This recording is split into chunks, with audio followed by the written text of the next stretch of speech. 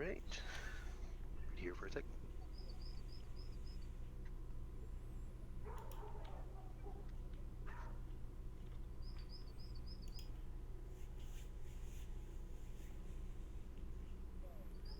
All right. Actually, while I'm at it, can all three of you guys give me memory checks, please? And Eldor with advantage.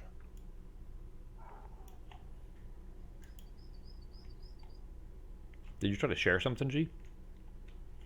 No, I saw a little thing pop up on the, like a little link pop up right there in the chat window, though. Yeah, Oh, I think I somebody. actually I think I dragged my thing on there accidentally. Oh, okay. Yeah, it was. That's exactly it. Somebody dropped something on the character window or the chat window. Just couldn't tell what it was.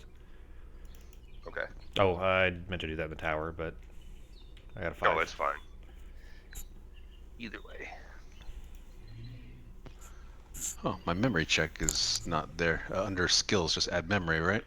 Yeah, if you go to, if you had to, well, no, actually, that's Yeah, it's a blank line for me right now. I guess. you can just type in Yeah. memory. It doesn't matter. It won't hurt anything. Okay. Make sure the stat to the right of it, though, Sako, that it says int. That's all that you need. Okay. That makes sense why the line was blank too in the chat window. Okay. Good one. All right. So, knowing that you guys have a lot of city to check out, you guys did remember when you guys were at the guild for the Order of the Gauntlet that what was her name? Sabra. Yes. Has griffins, and you guys, if you sweet talk her enough, might be able to borrow one to fly around and shorten your time for searching for that damn nimble, right? So, if you guys want to, you can try to sweet talk her into letting you borrow one. She might do it. Don't we know though that we know at least that there are some on the ships at the Dockward, at least those 2 ships that we have to go look at, and then after that potentially to Growlhund Villa, which I don't know where those are. I don't know where Growlhund Villa is in the city. It might be far enough away, but assuming that we could walk the distance anyway since it's inside the city. Northward. So yeah, it's up to you guys. I guess it wouldn't really take too long, but I mean that is an option for you guys if you want to do that though. So I would say we probably, I mean, if we know the 2 specific locations that we're going to check anyways, and the range is it 500 feet or 500 yards? 500 feet, I think.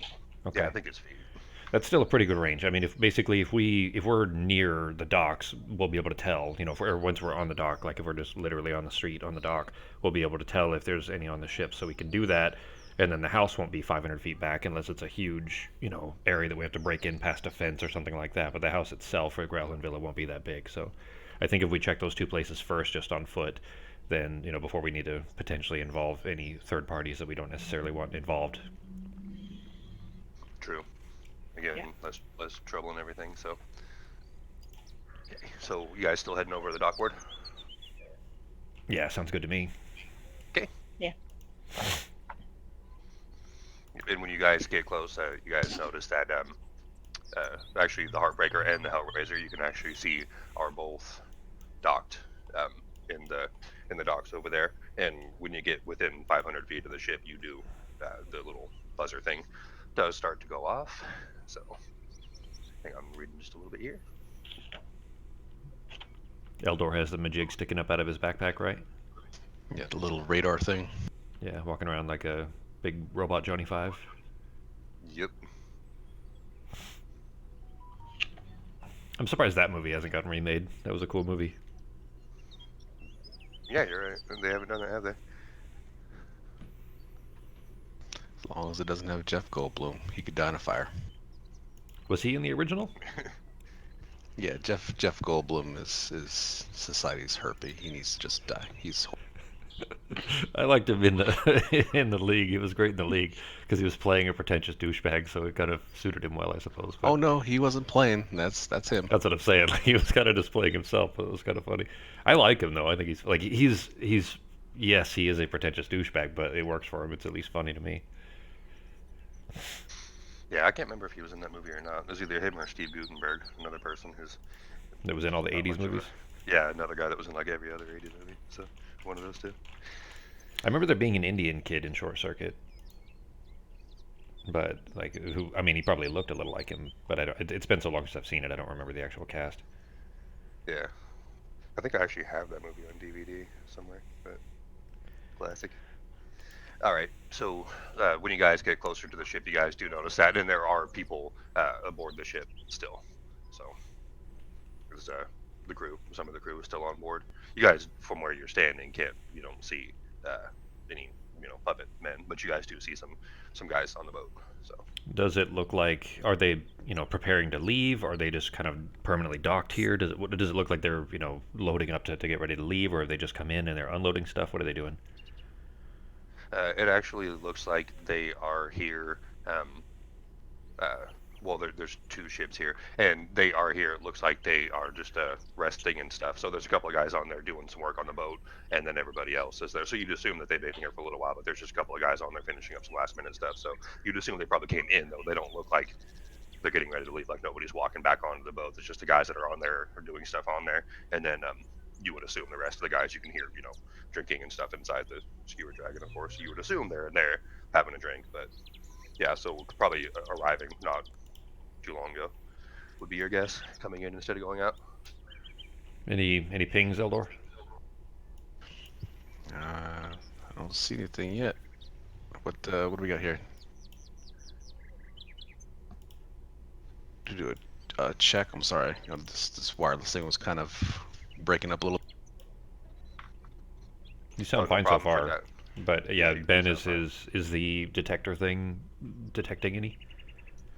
Yeah, it's still going off. So It is going off. Okay, so there's definitely nimble rights. Well, I guess does it point a direction, or does it just say that they're within? Is it no, omnidirectional kind of thing, or no, there's no directional kind of thing, and it just pings. It's not constantly going off, but when you got close enough to this ship, the initial 500 feet, you would assume obviously that it went off noticeably, and then it just goes off, like one or two more times after that, maybe like every minute or so. But so it's not constantly going off. But yes, it did go off when you got close, and it's done it again too, since you guys started to walk up a little bit closer to the ship. I'm assuming you were walking towards the ship, right? Yeah, There's two of them. probably. I mean, There's this is what we Hellraiser were looking and for. Heartbreaker. So Which is the closer of the two ships? So I guess which one did it go off for? yeah, when you guys got close, the Hellraiser was closer. So Okay. and Is there a they're gangplank both up? not up together, but yeah. Yeah, because those guys are probably going to come off soon enough, so they might not stay on there. But you're assuming finishing up last minute stuff where everybody else already went inside.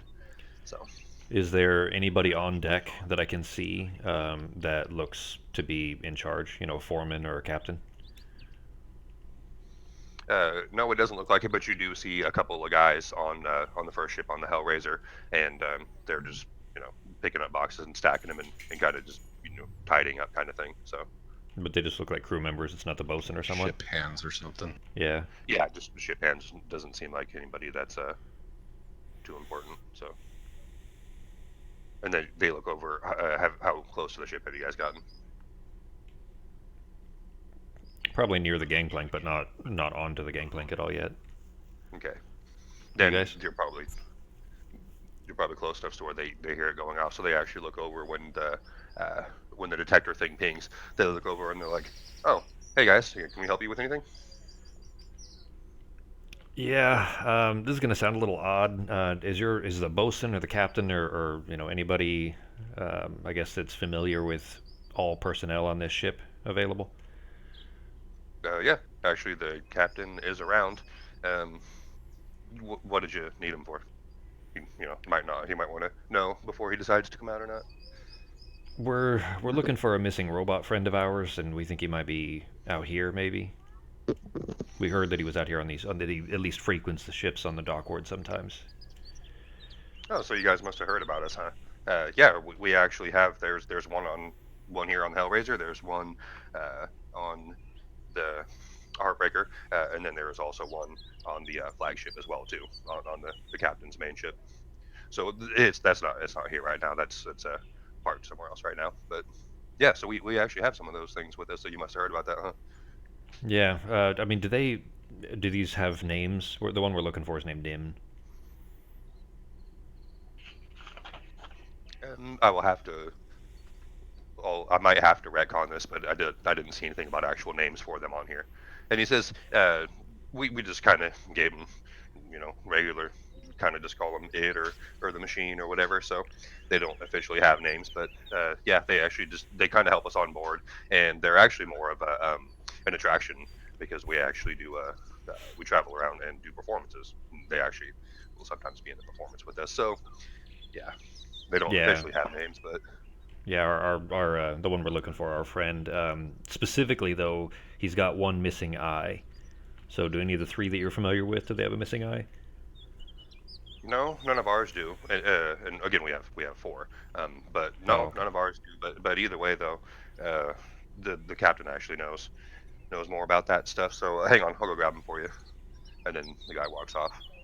While he's walking away and talking quiet enough that the other crew members can't hear. Yeah, I got this. It's not out here. It doesn't seem like he's here. If they're familiar with four and these four are here regularly, then they're not the ones we're looking for. Yeah, probably not. I mean, I suppose it's possible that she fixed her eye because he was calling her a she, right? But they don't necessarily have a gender. I don't know. Wasn't the one that made Nim calling her a she? I forget. No, Nim was the one that made the other one. That's right. Okay. So the one, yeah, we don't have a name for the this one then. Okay, but we just know that this one is missing an eye. Yeah. Okay. Yeah. Nim is kind of thought of as female, and yeah, she said that. I told Valletta and told you guys that that one had like a missing eye kind of thing. So if it were to have eyes, but like damage to the eye socket area. So Well, we can talk and to the captain just to see, I guess, if he or she might have other details for where we might find this missing one. Maybe the captain's seen one with a missing eye before. Yeah. okay. While you're talking, I'm just gonna keep an eye out, see if I see any. You and I'm just Ghost. gonna check the behaviors of everyone. Just kind of look at the ship hands and see if anyone's acting kind of funny or moving around in a suspicious.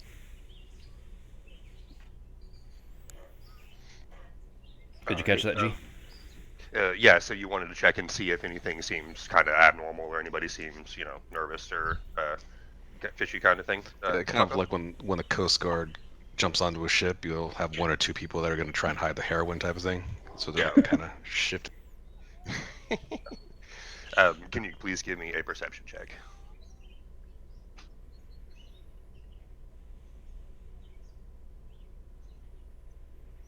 When you look around, you don't seem like anybody seems like they're too nervous. Really, they're kind of curious as to who these people are that are on the ship. But again, since they are, a traveling show and they have the nimble rights on there, people do every once in a while kind of just pop up because they heard about it. So it doesn't seem too abnormal for them. But no, none of them seem like they're nervous or anything.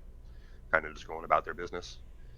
And then the guy comes back with what you would assume is the captain, and he's kind of oddly, he's like definitely like a fancier dressed kind of guy. So you're guessing it's probably the captain. And he walks out and says, "Hey everybody, my name is Zardoz. I'm the captain of this ship. I'll write that down for you." And he says, "I heard you were inquiring about our mechanical friends."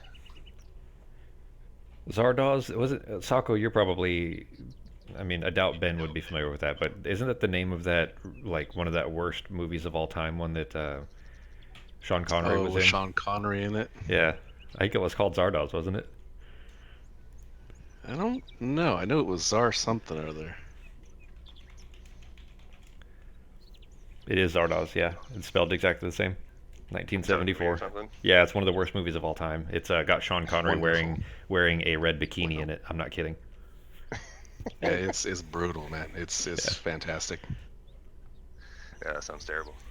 All about the floating heads and craziness. I never actually saw it. I just know, the references to it for how bad of a movie it was, and the red bikini with Sean Connery. Anyway,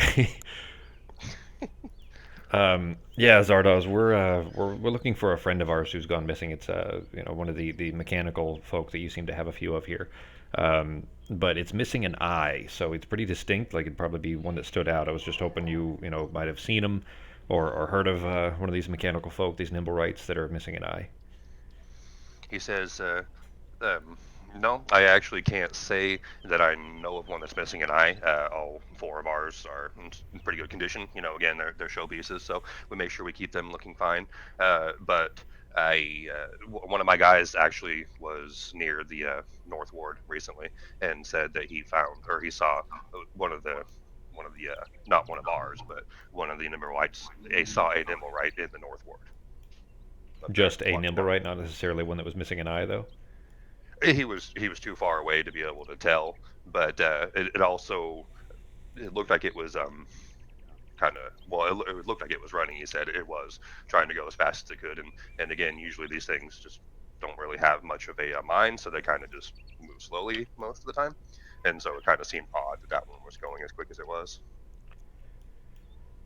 Um, okay, not out loud, but where Growlhorn Villa is like it's a noble estate, right? So it's probably in the North Ward. Like, do we know if Growlhorn Villa is in the North Ward?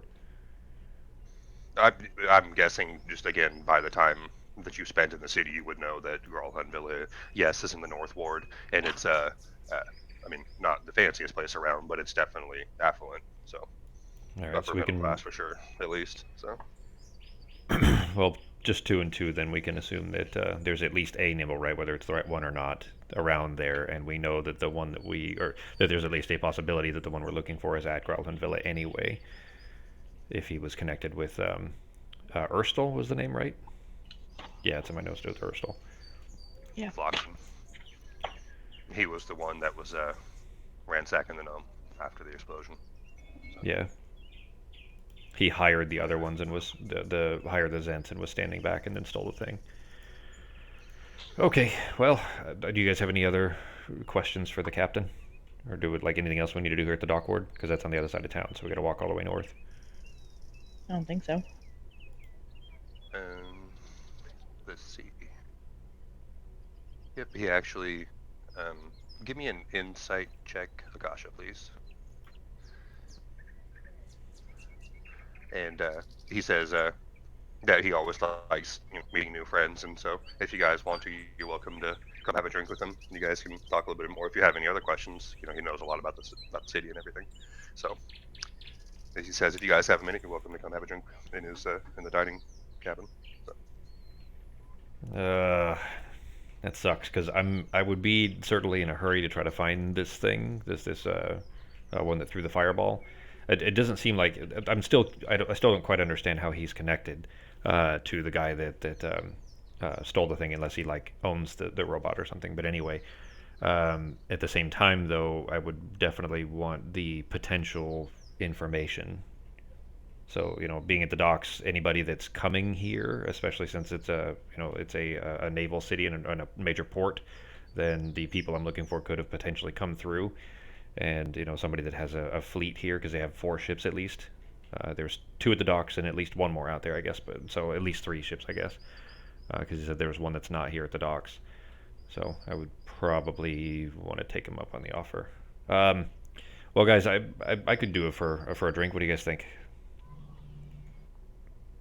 Sure. I mean, by all means, if you guys want to head up there, go right ahead. I'll have a quick drink and meet you up there if you want, but up to you. Maybe just a quick one, yeah. He says, that sounds great. Always like meeting new friends. Come right this way. And he kind of stands to the side and holds his arm out. He's at the top of the gangplank, so inviting you guys up onto the boat and into the dining cabin if you want to go. And honey, you notice that as you walk by with that perception check, you've noticed a couple of times that Zardoz looked at you like you would assume, maybe kind of checking you out, maybe is what your assumption would be, but he's looking at you a little bit more than Rav and Eldor, but nothing suspicious or unfriendly or anything. So, but you've noticed a couple extra glances your way so far. Okay. You don't seem to mind having a lion on your ship. Or a giant. I mean, a furbolg should probably stand out too. Although, for if they're sailing around, they might be sailing to regions that have a little more diverse population anyway. Yeah, Zardoz says when you mention the odd kind of odd company, he says, yeah, we're a traveling show and we've been lots of different places and seen lots of different folks and stuff. So That's actually one of the biggest pets I've ever seen, but maybe not the oddest. I've seen people with lizards for pets and stuff like that. So that's not the scariest thing I've seen. At least you can pet that. So. And actually, let's see. All right, there's not a picture, but you guys do notice when you look at him that he's definitely like he's a very handsome guy and like looks like you're like Johnny Depp kind of pirate, but not with the makeup and everything, but like the flashy pirate clothes like you would assume in a joke kind of thing. So and he's very calm and everything. He's not acting like a dick or anything, but yeah. So like a manlier version, I guess you can say, of like a Johnny Depp kind of pirate, definitely a flashy kind of looking guy. So 30% less eyeliner. yeah, and less bracelets too. So So you guys are in an entertainment troupe then? he says, "Yep."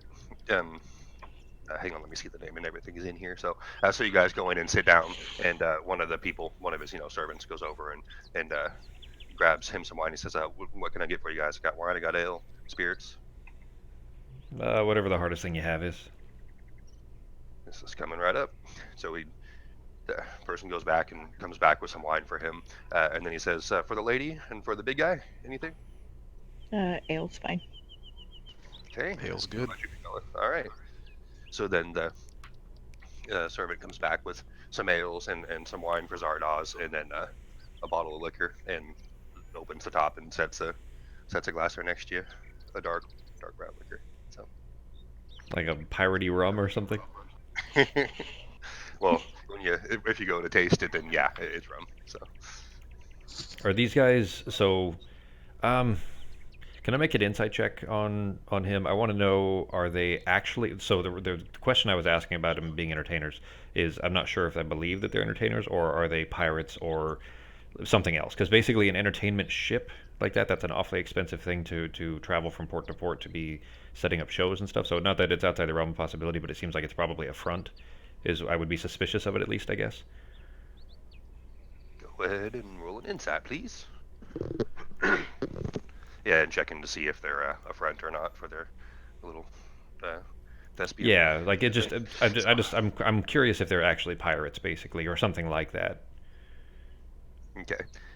And he is telling you this story, and you're listening to it as you go. He tells you a little bit more about them, and you're trying to decipher as you go. And he tells you that they are known as the Sea Maidens Fair. He owns and operates them. It's the main ship, which is not docked here at the moment, and then the two other ships, the Hellraiser and the Heartbreaker. I'll have to find the name of the main ship here in a minute. But they travel up and down the Sword Coast, and they're a carnival. Where they're based in Luskin, but they travel up and down the Sword Coast, and then they actually put on parades in the towns that they go in. So, Okay. And based on and my insight check, do I feel like he's telling the truth? yeah, you don't seem like anything seems odd. I mean, again, like he seems like if you look at him, you can tell that he's been in a few fights in his life, and he looks like he's actually tough. He doesn't seem like your typical was he fucking actor kind of guy.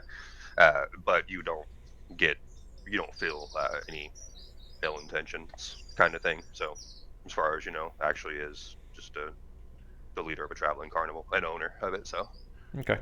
Do the surroundings suit a traveling carnival? Like, are there the crates and stuff that are sitting around? Does it look like they're, the kinds of things that you would need to run a parade, or does it look like crates of, don't look in here kinds of things?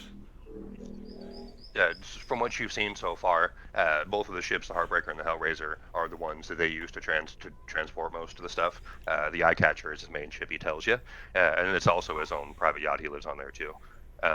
And they're really all really nice ships. But on these two, those are mostly transporting stuff, and so you'll see like they're not all in here right now, but he says this is where we bring all the entertainers with us, all the people for the show, and then you'll see wagons on there too that they use, for floats and stuff for the parade. So you do see wagons on the ship and parade floats and stuff like that. So it does look like the kind of stuff you would see for parades.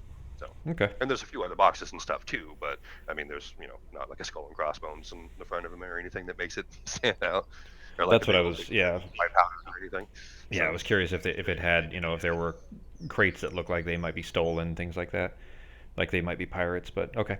Then, at least for me, during the course of kind of normal conversation, I would occasionally try, or at least at some point, I guess, try to slip in a little bit of, while, you gave us some information on one friend we're looking for, the robot, but just out of curiosity, have you happened to have seen a half-elven woman that's covered in burns down the side of her face, that kind of thing? He says, actually, yeah, because, people ask me all the time if I've seen people, but, I travel so much, but that's actually a kind of description that if you've seen them, you've seen them, and I actually have uh, here in town. I've seen a woman that with, you know, scars on her skin that look like burns, and, not real close. I've never talked to her or anything, but I have seen her at multiple places here in Waterdeep when I'm here. So. Oh yeah. Well, she's an old friend I've been trying to find. Like I heard she might be here in town. If you don't mind me asking, where'd you see her at? He says I've actually just seen her in taverns and stuff like that. So nothing really overly, um, I guess you can say, out of the ordinary. I've seen her at the Yawning Portal before. I know I've seen her there before, and then other taverns as well too. And I've seen her walking down the street as I've been going to different places doing shopping and stuff like that. So again, never really got too close to her, but I know for sure I have seen her at the Yawning Portal before. Oh, So well, maybe I'll drop by and see if I find her sometime. Thanks. yeah, no problem. And he says, "Oh, and you were, I know you were asking my crewman about our mechanical friends here." And he says that I can. Did you? No, you guys didn't mention anything about the one you're looking for being dangerous, did you? No, specifically Okay. called him a friend, actually. Yeah. He says, "Well, he says that's really cool. You guys have a mechanical friend too. I know there's not too many of these things. The four that I have, I actually got. I went to go visit island far away from here called Lantan about a year ago, and when I was there, I actually bought the four that we have from a Lantanese wizard when I was there. He's the one that makes them, and that's what he said. So, and again, there's two on my main ship, and then there's one on each ship. And then when he says that, the one on this ship comes out and refills the ales and the wine glass for Zardos, because you still have that bottle sitting next to you, G. So the nimble right comes out and refills everybody's glasses. I'll take another big swig from it, but yeah, I'll just tell him. Yeah, the crewman at least said that the one we're looking for isn't on your ships here, but he's got a missing eye, so he's pretty distinct. Okay. If I see it, I'll keep an eye out for it. Do you want me to tell it, where you're at? Because I'm sure it can find you if you tell me where to send it. Hmm. Well, the thing is, we travel around a lot, so it'd probably be difficult for him to even find us. But I mean, you can tell him to check the yawning portal, actually. Okay. All right. And then if I do see him, I mean we're up and down the coast all the time, so we'll be back in Waterdeep before too long. So if I see him, before I see you next time, then I'll let you know. If you happen to come by here again and see my ships, you can come over and say hi again. I'll let you know if I see him. Sure. Thanks, Ardos. It was fun. It says nice to meet you guys. And You then too. as you guys are on the way out, you do notice again that your Akasha babe, you're the last one that he looks at when you guys leave. So Okay. Oh, and I set that second glass on the ground for Ghost. okay, so he was getting his drink on too. Mm-hmm. A dog Okay. trying to drink out of a cup.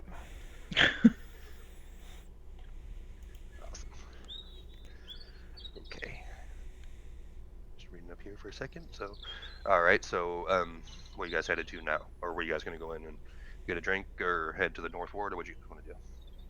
Well, we just kind of had a drink, so probably I'm ready to head to the North Ward. I was just trying to use that as an opportunity to see if he had potentially seen or had some information. So I got what I needed.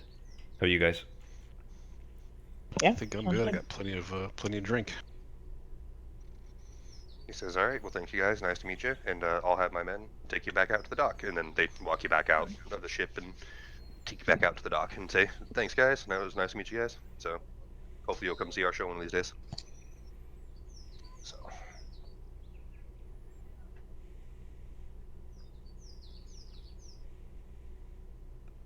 All right, okay, let's here's head up to the well, at least if we don't know exactly where it is, like Growlhund, did we hear that from the Speaking Dead? Let me see here. Let me see where I got my note in here from it.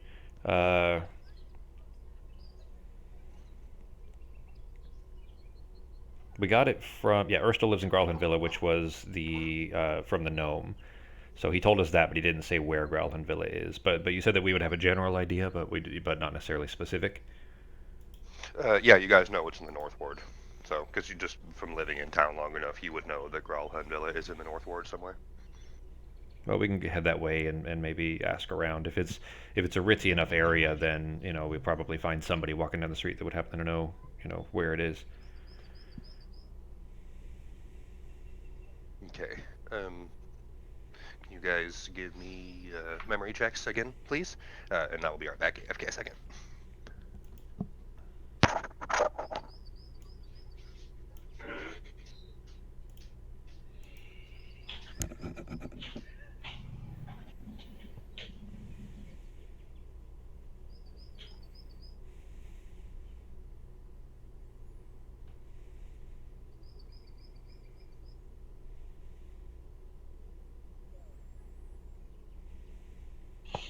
Oh, so we're not getting that puppy. Uh-oh, what happened? I took the girls up to Phoenix to go introduce him, and she hated Stick. She kept Oh, trying to attack her, so that's sad. yeah. While you were there, did you look around? Like there were no other dogs that kind of stood out for you that seemed like they'd be a good fit? Oh, well, there was one that I wanted, but he's a little big for us. He's a big blue-nosed pit. He actually walked right next to Stick and loved her to death. Just was like, oh, hi. So he probably would have been a good fit, but the apartment's a little small for him and two other dogs, so. Sure.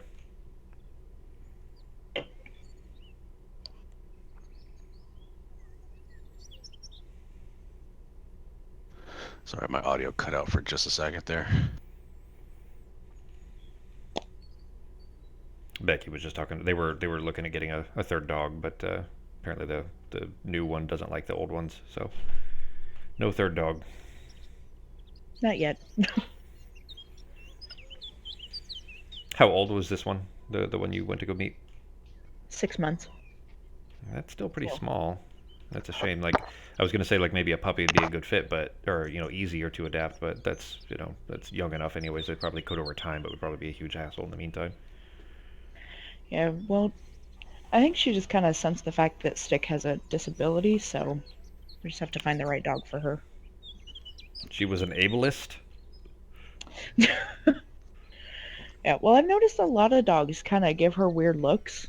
Like they can tell that she's not normal, I guess. Yeah. So,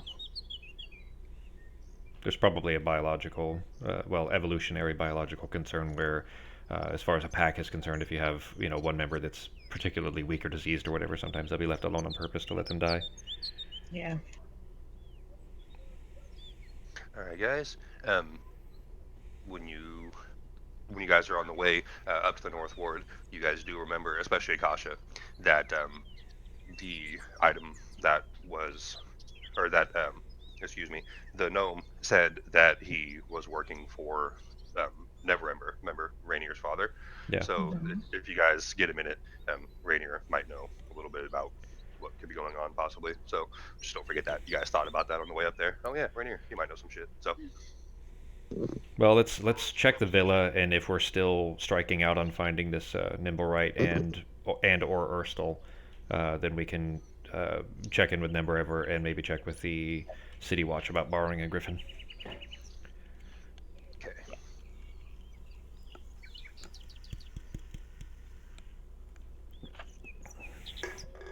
So we head up to the North Ward then, G, and ask around, see if somebody can point us to where Growlhund Villa is. Okay, and they say, yeah, actually, Gralhund Villa is. Give me a second. It says what street it is on. I think right here. If I can find it.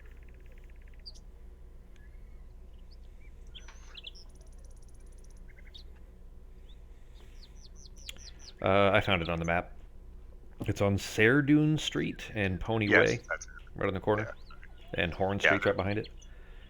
yep. And And that's, yep, he says, yep, Saren up there, and then points you in the right direction. Sorry, I was just looking for it on here, but because it did say on here, but yep, that's where it's at. So, and it's probably not, too hard to find. Good sized place. So, I wave him thank you and move on the way. there's no problem. So you guys head up there, and as you guys approach, give me 1 second here. I'll actually have a map for you guys too.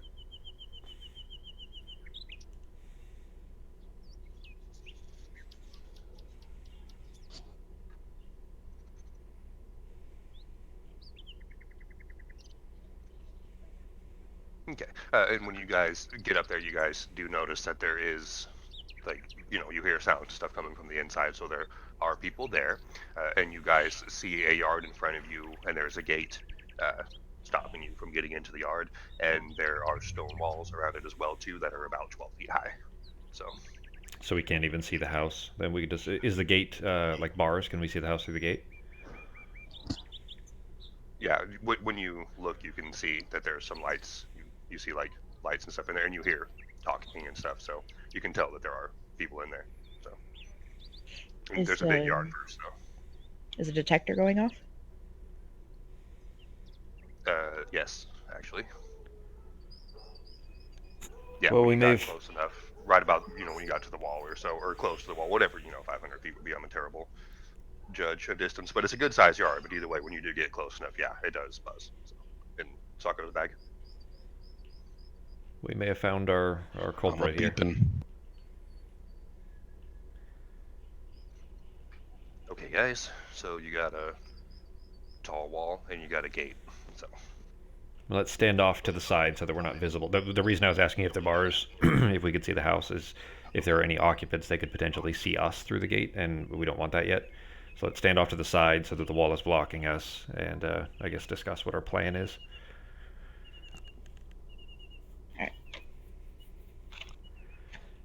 I mean, we don't know for sure that the Nimblewright that's in there is the one that did it, so we can't go in guns blazing just yet.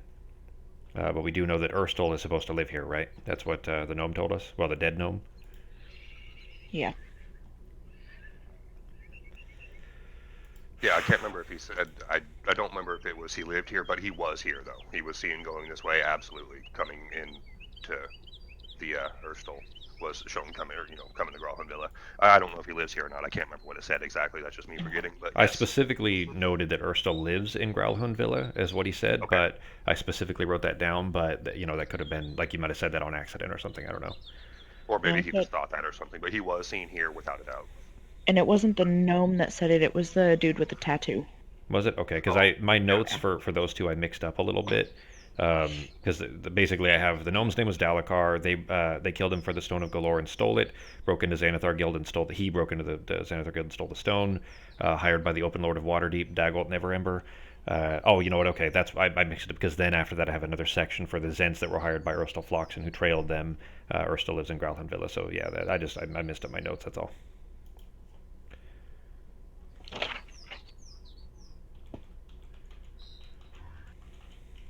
You want to do like a stealth entry or a dynamic type of entry? Well, the not dynamic in the sense of let's blow a hole in the wall, because the thing is we know that there's a Nimblewright here, and it's probably that one, and we at least. Ben, are you retconning that Urstel lives here, or did the Zent? Because that's my note is that I have the Zents told us that Urstel lives in Gralhund Villa. No, it's okay if you need to retcon it. That was what I wrote down. I don't think so. If I said that, then I must have been misinformed, because when I read this part again, doing the prep today, yeah, he did come here. He was seen here for sure, but I don't think he lives here though. Okay. Because there's a family, that. Well, don't say that. Don't say that part, because that's revealing other information that we wouldn't otherwise have. Well, see, that's the kind of thing that you guys would know, though, too. That this place is occupied, by a family. You would, because they're a noble or family. You would know that. So, oh, I see. I mean, it doesn't mean that they're here. Things may have changed, but this is a house. You guys know that. I mean, it's known that this is a house that belongs to a family in the city. So.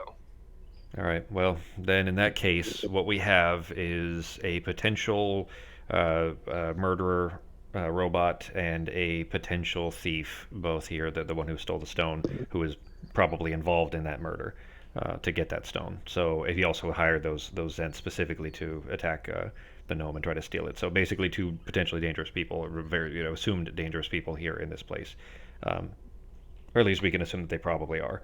That being said, if we knock on the door, they could get spooked and run. But if we go in and blow a hole in the wall, we could end up hurting innocent people. So we should probably go the Akasha route of scouting the place and at least try to climb the wall or something. I guess. Looking around, G, are there taller buildings nearby? Tall enough that if we were to scale the building, could we see through the windows? To see over the wall and through the windows of this place?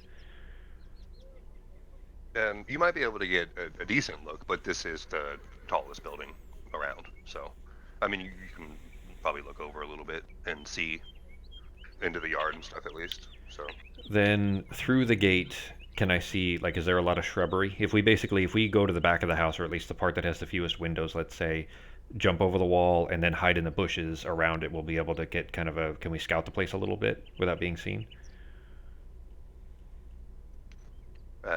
yeah, you guys will. So jumping up on the wall, you mean? Or do you Well, mean if we this wall or a neighboring wall? Sorry. Well, if we go around to say the back of the house or the side of the house or whatever, the side of the house that has the fewest windows, basically, and then very stealthily climb over the wall without, breaking the horizon too much, meaning not standing up tall, especially not with 8 foot Eldor, standing on top of the wall, just basically kind of sidle over the wall as best we can, and then immediately run into some bushes. Or like, is there shrubbery enough, or is there something that we can hide behind inside the yard, so we can kind of Yeah, spy the house for a bit? there are some trees in the yard. It's not just grass and stuff. Like Okay. you're looking through the gate, you can see that there are some trees in the yard. It's not just all flat grass. So Are there any trees on this side of the fence? you guys are out on the road. So no, I mean like across the road there is, in the next yard across the road. But No. What do you guys think? Oh, Slow and steady, a little bit cautious. yeah. okay, so you guys go. You got okay. So you're gonna go around to the other side because the yard takes up. You can go around the other way, and it kind of goes down another street. So you can go to the other side of the other side of the wall over there if you want to. And as you guys are heading that way, okay. Or actually, if you guys will, if and when you guys do hop up on the wall, please give me stealth checks, whoever does. So How thick is the wall? And you said it's stone, right? yeah, height's about 12 feet. Thickness is, it's a stone wall. I mean, probably 4 or 5 feet. It's not like a fortress kind of wall. It's just try to keep trespassers out kind of wall for a residence. So Is there this is you may not is there crenellation at the top? Do you know what crenellation is? no, but if you told me what it is, I could. So the top of the I don't know wall, that word though. that kind of a wall that you're describing, if it's that thick, might have what are called crenellation. But basically, there might be a lip. Is there a lip on the top of the wall? Like basically, Akasha or somebody would need to climb up there to see. We wouldn't have any way to tell from the ground. But I guess The top of the wall is flat. There's no metal, um, like spiky kind of things or anything above it. So it's just most people are not going to try to scale a 12-foot wall. So, yeah. All but right. there's no other obstructions to the wall. There's no barbed wire. There's no overhang that's trying to make it to where you can't overhanging above you to where you can't reach up kind of thing. It's just a standard stone wall that, again, if you can make it up 12 feet, you can. Based on how far away, well, when we were at the gate and we could see through it, how far back is the house from the gate, from the wall? You look and you see. Oh, did you hop up there? No, I'm talking about through the gate when we could see through the barred gate to the house. How Looking far through the back gate. is it from Okay. that gate? When you guys are looking through the gate, you see, part of the building in front of you is. Give me a second here. About 50 feet in front of you. But then there's another wall that's a little bit closer too, so it looks like one of the rooms or part of the building or something, just to. So if you're looking through the gate, it'd be to your left. So that's a little bit closer. That's about 30 feet away, and then there's another wall that's in front of you too. It's about 50 feet away. So Okay. 30 to 50 feet away from where you can look. I was hoping that, with Akasha on the other side of the wall, she'd be able to kind of yell loud enough for us to hear to tell us what she's seeing, or to tell us if it's safe to jump over and stuff like that, but not loud enough but to potentially alert, the people inside. But it sounds like this is going to be I don't think we're going to be able to get much information until we're inside, at least, anyways, inside the wall. What do you guys think? Yeah, once we're in there, we have a better vantage point of everything.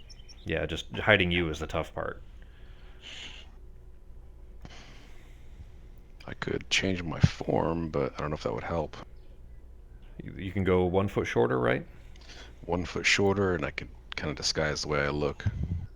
Well, if you can go kind of normal human, you'd just be a tall human. It'd probably be at least less like shoulder width. You know what I mean? They're normally what, 7.5, like between 7 and 8 feet tall, right? So basically, are you a 7 foot tall furbolg normally, or are you an 8 foot tall furbolg normally? I think I'm pushing 7 right now, so if I use it, I could drop a full foot. Okay, if you can get down to like 6 foot, that's kind of normal human height, basically, anyways, or on the tall side, of course. But then you could basically disguise as a relatively normal human. Maybe with just those cow ears or something, just for fun. Well, what do you guys think? I mean, Akasha could probably scout better, but it's just a matter for being able to kind of alert us if she needs help, or or us being able to get over the wall quickly to get in there. I'll go in and take a look around. That's probably a good idea. Probably just send the most nimble in, just check it out, and then if necessary, I can do my disguise self for 1 hour, and then just turn into a 6 foot tall human. Getting you over the wall is going to be tough too, because you can boost us over the wall, but Ghost is going to be too big to get over the wall, and you're going to be too big to get over the wall. Might be that let's get Akasha in. Maybe Akasha opens the gate, like, if we can do it when there's nobody watching, kind of thing, or something.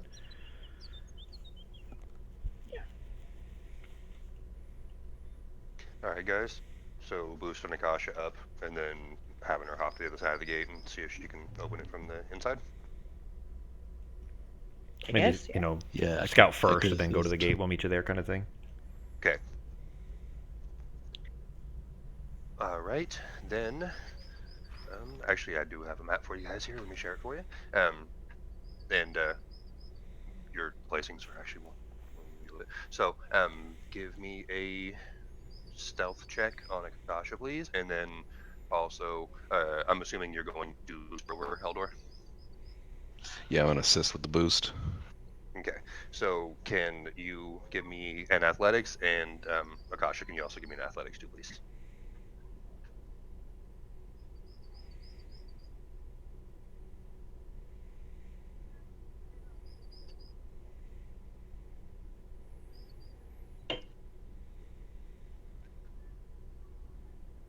All right, and map incoming. Let's see. Yeah, definitely on both of you guys' side, especially the good roll from Akasha. And Elder doesn't have to do much except for scoop his hand and let her step on it. So you guys get her up over the wall, and let me see. Okay, so you guys get her up over the wall. What? I got the frickin' map error again, but it'll probably load. It just takes a long time. I just can't see the map in the meantime. Okay. Go ahead. For now, it's not superly important anyway, but hopefully it'll come up soon. And if not, we can reload if we need to. If you can, grab the map and drop it in the Embers chat, or not the Embers chat, the your chat on Discord, and that way I can at least see the map, and then I can give you a description as far as kind of where I'm going. This is Akasha show at the moment, anyways, so. Yeah.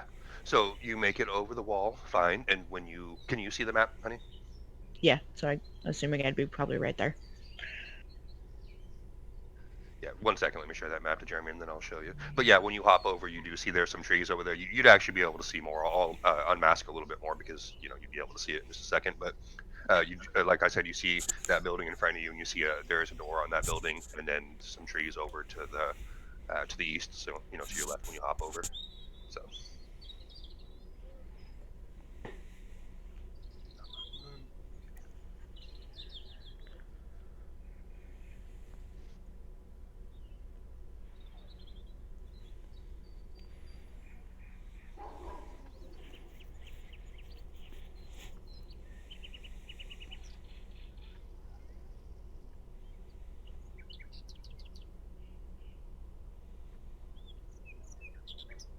Okay, coming up here on Discord for the map.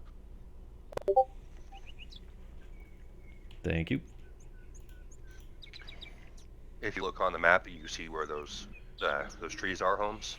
Then you'll see where that dirt path is. That's the gate right there. Okay, so I see that gate. Where did you place our tokens? Are we like off on? I guess are we off to the right of the gate then? Yeah, I put you guys behind where that gate was, so you're on the street because the other part of the map you can see above UG is not visible from where you guys are at. Yeah, that's the second a floor. different floor. Yeah. So you guys are on the street and you boosted Akasha up over, and so you guys are right there. So basically, center of the map in front of that tree, start of the dirt path. Did you mask the map, G? Yes. Okay, all right, cool. I won't be acting on the note because I can see the whole thing, of course. I just don't want to. Oh, that's in the chat. Everybody can actually see the map, anyways. Just keep in mind we can't see the rest of it, guys. So the map that's in Discord, we don't actually know that that's what the room layout looks like. That kind of stuff. And I'm just unveiling a little bit more because you can see this, babe, when you hopped over the gate. All Rest of the yard over here.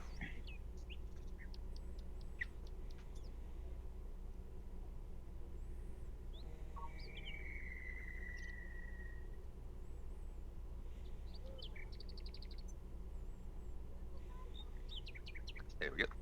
All right, and so you see just the rest of the yard over there, and you could actually probably see down a little bit over here too. But you just see that building area in front of you, and then if you want to, you can go get you guys, or you can start snooping around. It's up to you. Well, first, I'm gonna sneak over around this way and take a peek. Do I see anybody around?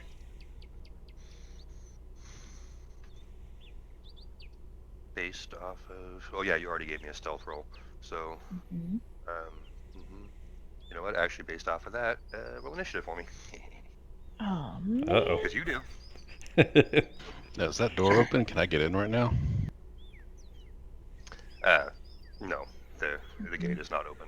So, Is but it locked? We didn't try it. Is somebody gonna? Well, I mean, we haven't heard any reason. We don't know that she just had to roll initiative, of course. So we don't know if there's any reason to be trying to use the gate. Before she climbed the wall, our initial thought was that she would open the gate for us. So. Yeah. So you're behind that building over there, the last area that I revealed, babe. So to the south east kind of area, you see a human man and two not small canines coming your way. They're just walking. They're not running, but they're walking your way right now. So and the dogs are barking and the man is cussing up a fucking storm. So you do have a second to unless you just want to start shooting, you do have a second before you see if you guys want to try the gate. So. All right. Yeah, I would probably run over and try to open up the gate. Okay. And give me a sleight of hand. But since you're on the inside, it's a little bit easier from the inside based on the way that the lock is. It's locked. But to see if you can get it open, give me a sleight of hand, but with advantage. So go ahead and roll again. Oh, that's good. Because you're on the inside, so it's easier from the inside. So yes, it is a good thing. You got. All right. And you're trying to jimmy the lock in, Eldor's kind of lifting the gate up and everything to make it easier to where it slides out a little bit easier, and you guys do get the gate open, luckily. So can the rest of you give me initiative rolls as well too, please?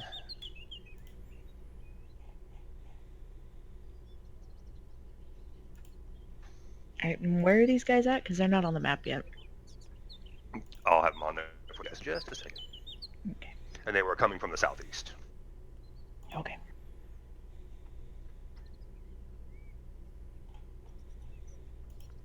Even with advantage, I rolled 2 5s.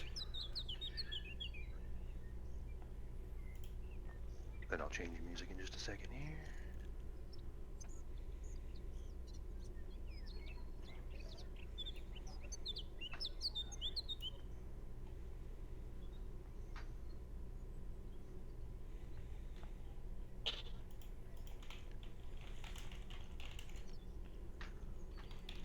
Make you guys a little bit bigger, real thing. And I apologize when I put the other dog tokens on. I apologize for the basic ones because I actually found, two different tokens for these dogs, and neither one of them would actually load in Fantasy Grounds when I put it in the stored token thing. So It's because all the there's rest of them would just with the you need to rename the tokens because there's a special character in the tokens that Fantasy Grounds can't read. So if you just renamed it to Dog 1, Dog 2, etc., then they'd be fine. Okay, actually, give me just 1 second then if you guys want me to. So there's a guy and 2 dogs coming from. You see where the guy is. I'm gonna put the dogs on there in a second, but well, let me turn him around. He is facing your guys' way. You see a man in robes coming your way, cussing up a storm to himself with 2 big dogs that you recognize as mastiffs. So, who was first here? Let me get this started. Oh, I gotta drop him on the combat tracker too. Bam. I see, and I'm sorry. And there you are. So it I is can't Kasha's wait turn to first. start the conversation. And I'll get that doggy Because tokens on it's in a just second. like, whoa. All I right. see, Um, and I'm sorry. I'm going to go I can't hide believe behind she this sent me the tree conversation. 'Cause it's and just like, hold my action until either one of the dogs comes at me or the guy does something. Okay. Wait. But I am going to hunter's mark this guy.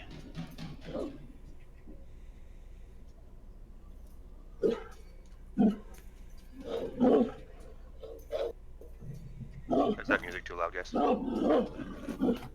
With It's doggies? it's slight just because of the dog noise. It's a little bit in the loud spot, but it's not too bad.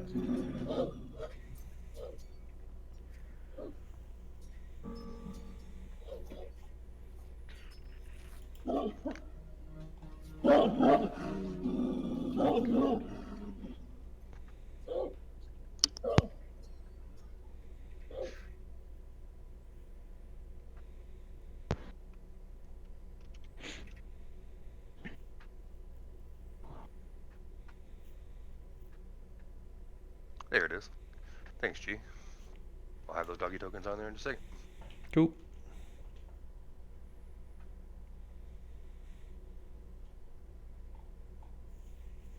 Much better.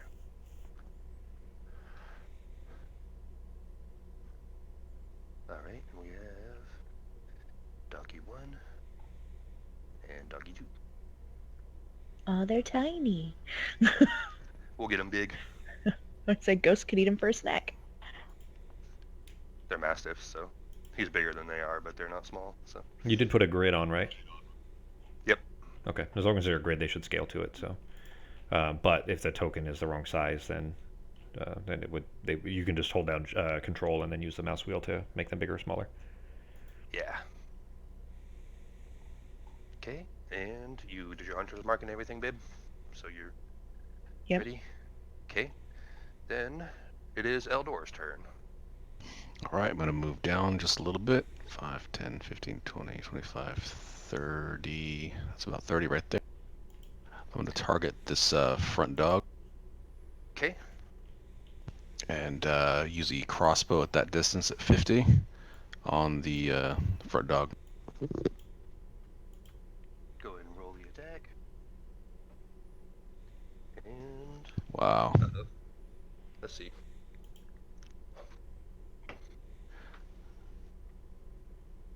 I'm going to check my skills here. Okay. So nothing that'll probably affect you too much, hopefully. But for the rest of this fight, you actually can't be healed by any magic lower than level 4. So hopefully you don't get too beat up. The Okay, music's completely gone, G. Yeah, I don't know why Sirenscape just reloaded here. I'm popping it back up now. Okay. Reset on me randomly. Okay. Any bonus to stop go? No. That's it. Okay. Next is Rav. Hearing the commotion, I'm gonna come through the doorway here, so... Oh shoot, I forgot to roll initiative for Ghost. Not bad. That's 30 to get me there, around the wall, and then through the gate over by the tree. I'm under the tree, of course, right? This isn't a bush, but a tree. Yeah, those are trees. Okay. Quick insight check on the man and the dogs. I would just want to know, does he appear like this is, does he belong here? Like, is this a guard for this, guard dogs kind of thing? Yeah, you would. I don't think you even really need to roll for that one because he instantly started to react, and these are definitely junkyard dogs, and he was coming after you, and you hear him cussing and everything like, "Damn it, I have to fucking do my job again," kind of thing. So okay, so that's what the he's cussing definitely was. Guard. Okay. Yeah, and they do seem like they're pretty fucking pissed, and those dogs Okay. are snarling, and they're still obviously walking at you right now. Of course, they'll move on their turns, but yes, they're still angry and moving your way. All right, then I'm going to mark the nearest dog. So if he gets within range, I'm going to jab him with my spear. But otherwise, I'm just going to kind of hold. I'm still got a spear in one hand, but I'm kind of hold my hands up and just tell him, "Whoa, sorry, we went about it the wrong way. We're just we're just looking for a friend of ours." Okay, you talking to the guy? Yeah, to the guy, and I've earmarked the. Hang on, I got to drop it on the map here, and the map still isn't quite cooperating for me. But I'm marking the closer dog. Oh, the dogs aren't in... Okay, did you just drop tokens on the map, but you didn't put them in the combat tracker? I have him in the combat tracker. Do you not see him there? No. I don't see I him. haven't. There we go. Sorry, guys. Okay, so Let's do the There you tokens go. you put for the dogs on there are not the 2 Mastiff tokens. You would actually need to change the NPC record for those.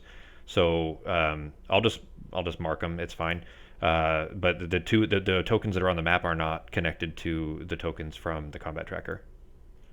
Oh, I'll explain how that 'cause I works put him later. on the thing. Don't worry about it for Okay. now. It's because the NPC record you already had, especially if it was an encounter, then it's taken separately. Also, you could have the guy as unidentified and it wouldn't show his name. But don't worry about that Yeah. for now. I'll just put that in the notes to go over with for afterwards. But the nearer of sorry the about 2 that. dogs is the one that I've marked. So is 2 the nearer, or is 3 the nearer? Okay. It actually, when I go over him, it doesn't even show. Well, So, that's what I'm saying. You won't be two able to has your tell. spear mark on him. Okay, yeah, 2 has it in the No, tracker. So just then assume that the one that's closer to me is Mastiff number 2, because the tokens aren't connected to the combat tracker one, so you won't be able to tell by that. Okay. So that's the one that I'm just eyeing him in case if he runs at me, then I'm gonna jab him.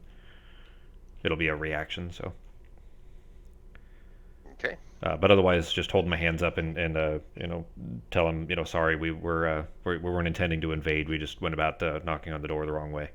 You know what? Actually, I'm gonna lie. I'm gonna tell him that we knocked and didn't hear an answer, so we just we just decided we'd hop the fence. We didn't mean any offense. Okay. Now, when you say that, can you give me a insight check? It's not going to be very high DC, but go ahead and give me an insight check when you're talking to him. Okay. No deception for the lie. Just insight to see what his response is. Yeah, actually, either one. Yeah, either one would be fine. So. Well, I'm better at insight, but I just rolled deception for the lie. Is Sirenscape back up? Yeah. Yeah. Can you guys not hear that? I had it going. I'm not Oh, hearing I have anything. to do the sounds thing because it reloaded. Hang on. Switching the sound thing. Yeah, so you have to change your because yeah. Yeah, so I'll pop that up in just 1 second here. Now, when you do that, when you talk to him and you look into his eyes, he's cussing and everything, but it's actually mostly incoherent babbling, and he doesn't look like he's all there. He's a little loopy, so he doesn't seem like he even really understood what you said, and he's still coming at you. Yeah, I'm gonna switch the sounds. So it'll drop me off for a second, I think. 1 second, Alright. guys.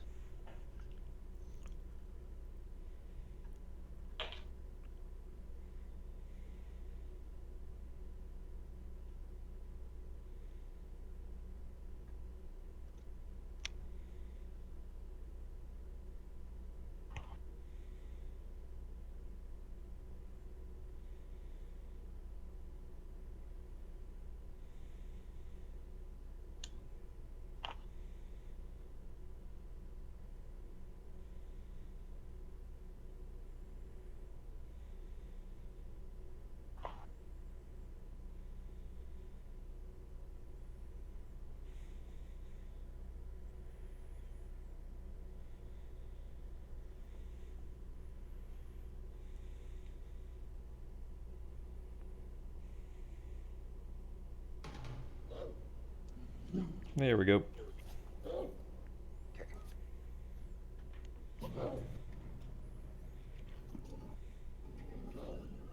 All right, so he didn't seem to understand what I was saying, and he's still coming at us anyways.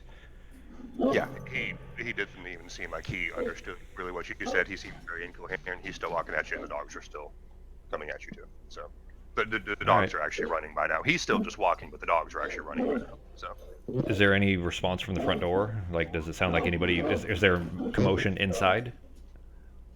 not from where you can tell, from where you're looking. So,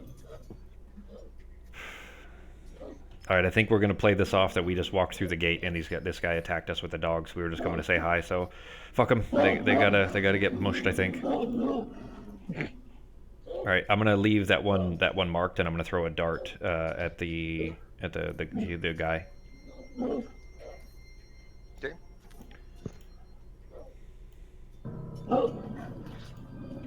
I can't use the fucking map still.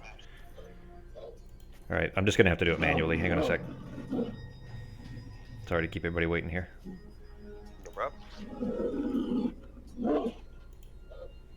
I can replace those and take them off the combat tracker and do it again, so that way. It's well, I mean, you just delete the 2 dogs and put the regular just leave the regular circle tokens is fine for now.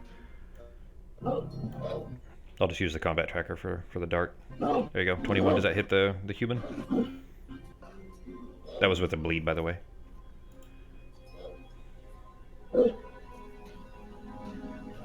You just revealed a part of the inside of the house. Ah, goddammit. Just trying to All good. drop the thing. Dragged it on accident. Now you guys can see inside the house. There you go. That works. Does 21 hit Herv? It hits. Yes, it does. All right. Then he needs to make a con save. He needs to beat a 16. I can just drop it on him if you want. I'll just drop it on him. It's easier for you. There you go. Does he succeed or fail? Nope, it failed. All right. Oh, hang on. I gotta drop that on him. There we go. Now he's bleeding.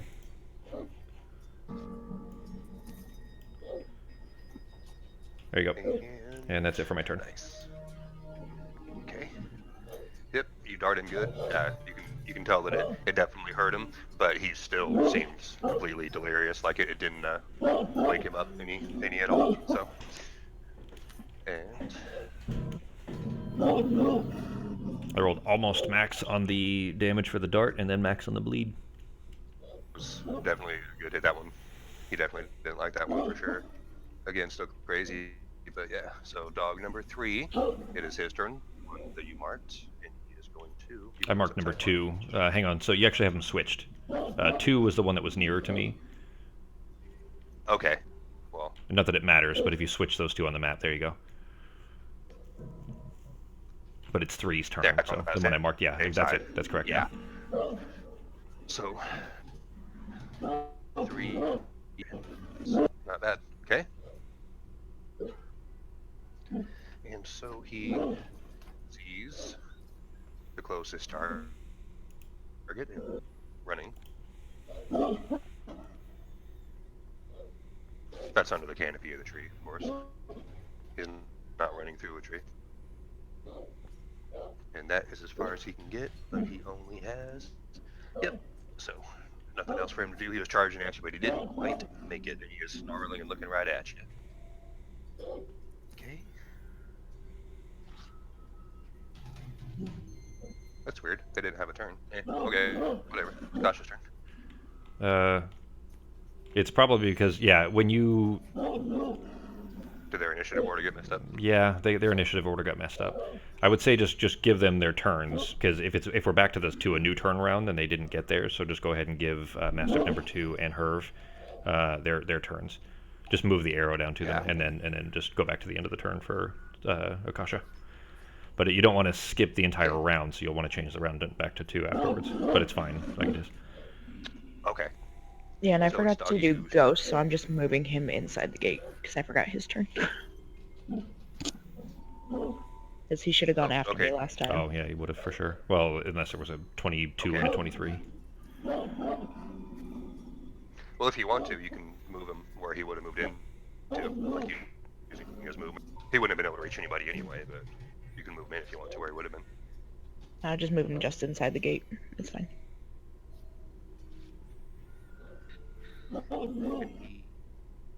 He actually has more.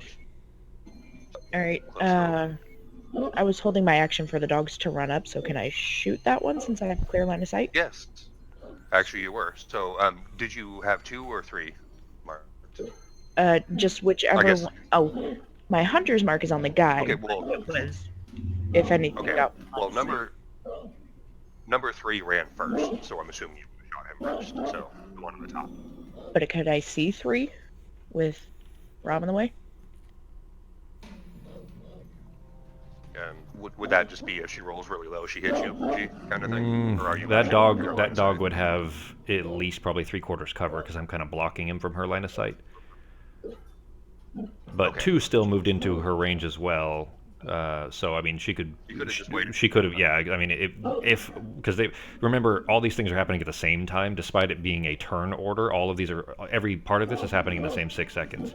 Meaning it wasn't one dog ran and then the other dog ran. They both ran at the same time. It's just for chronological sense that we run it in turn order. So she would have seen both dogs run at the same time anyways, and could have just chosen to shoot at 2 if she wants anyways. Okay. So yeah, it's up to you, babe. And 2, that wouldn't even be any cover, would it? Because she's that. She's got a pretty straight shot. Yeah, number 2 she has a pretty straight shot. 3 Yeah. would be just pretty much covered up by me. Okay, so yeah, you hit 2 if you want to, babe.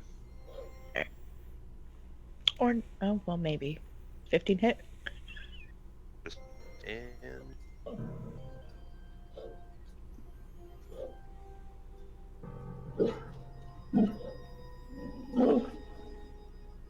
You cut out. I couldn't hear if you said it hit or not. oh yes, baby, it hits. I'm sorry, I must have cut out. Yeah, you're getting a little bit of network lag, G. It's not super bad. It's just occasional words that cut out.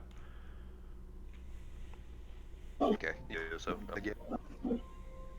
All right, you send an arrow out, and it hits the doggy right in his upper, shoulder flank area, and it's definitely a good hit on him. He is bloodied, but he's still moving and still angry. So,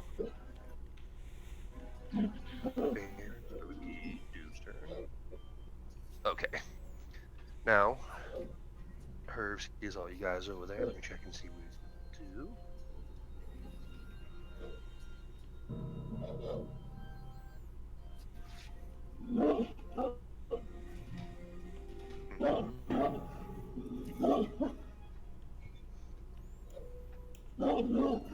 Crap.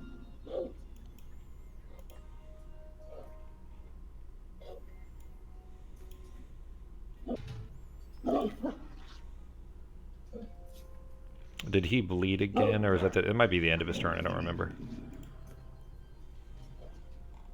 It says that he still has the effect on him, so I think the damage must come up on the end of his turn. Because when Yeah, it his must start be. popped up, it said he has bleeding effects still on him. So, Okay. so he starts moving into with the dogs.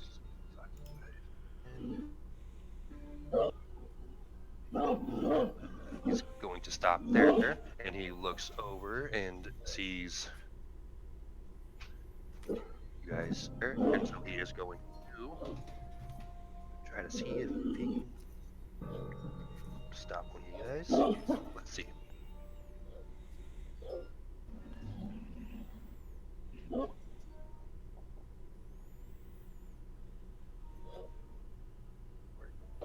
Okay, so we're at Rav and sends out this it's like a little magical beam kind of thing that starts to wrap around Rav, but looks like it did not work because you succeeded on the save. You. You're cutting out a bunch, but he tried to cast something on me, and my save was successful. Is that correct, G? Yep. Okay. Yeah, because he sends out this thing and just like this magic beam thing kind of tries to wrap around you, and it did not work. Though he was casting hold person on you, but it did not work. So. What the hell? What kind of guard is a mage that casts hold person? I suppose that could make sense in a magical sense. So okay. So.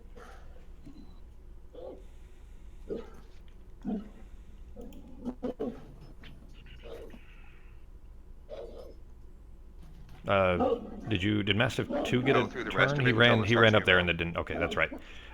Well, hang on. So the dogs moved, Herved moved, and then it was Akasha's shooting was just because she had held her action from the previous turn. It should be Akasha's turn now. Yep. Yeah. So We're at the beginning of round 2 now. So if you just move the arrow up to her, don't. Well, okay. Now you got to change the round okay. to 2, and you just bled Herv again on accident. So that one, the last damage that was just rolled for Herv, you got to take that off and then change the round to 2 again at the bottom. And technically the bleeding would still be D5. So where the duration is, don't worry about it. It's fine. I don't know if he'll live that long anyways, but regardless, just yeah, it's back to her turn, and that should be good just like that.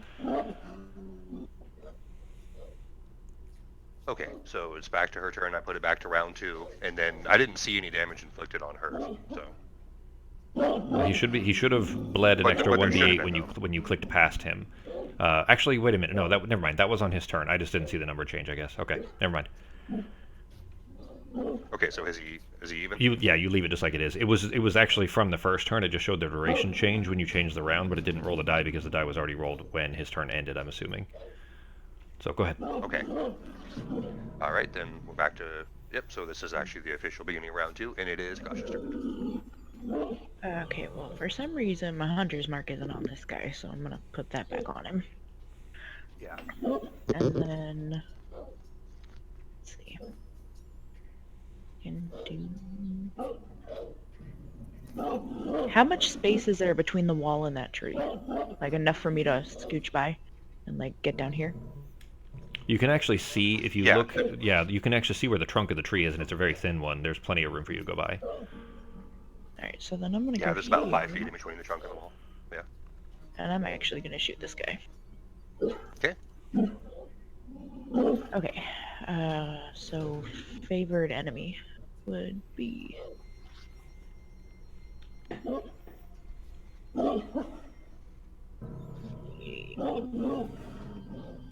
And then... let's do... What in the world just happened? Why did that... Damn it, I froze. Hang on.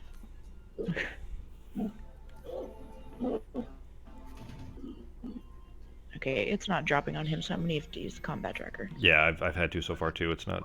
I think that's not. I don't think he's a connected token either. I don't think he's actually in the combat tracker.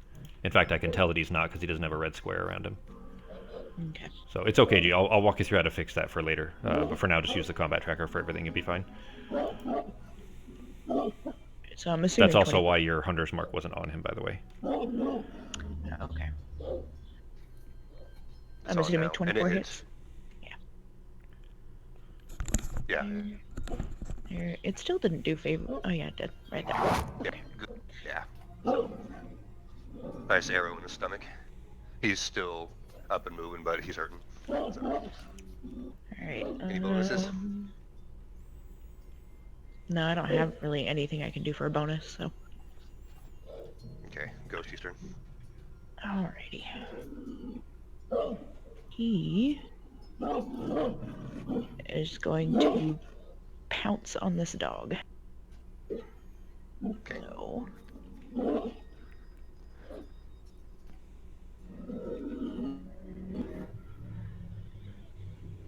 Make a save. And seeds. You cut out, I couldn't hear. It succeeded, but you still get the bite, I think. No. Uh-oh.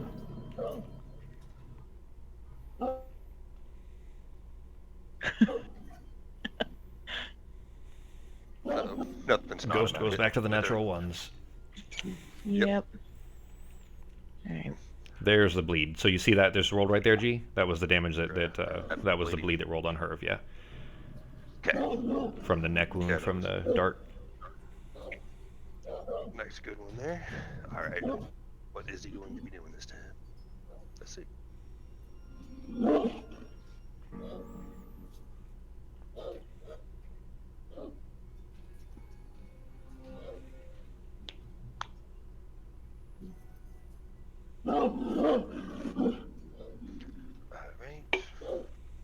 He is going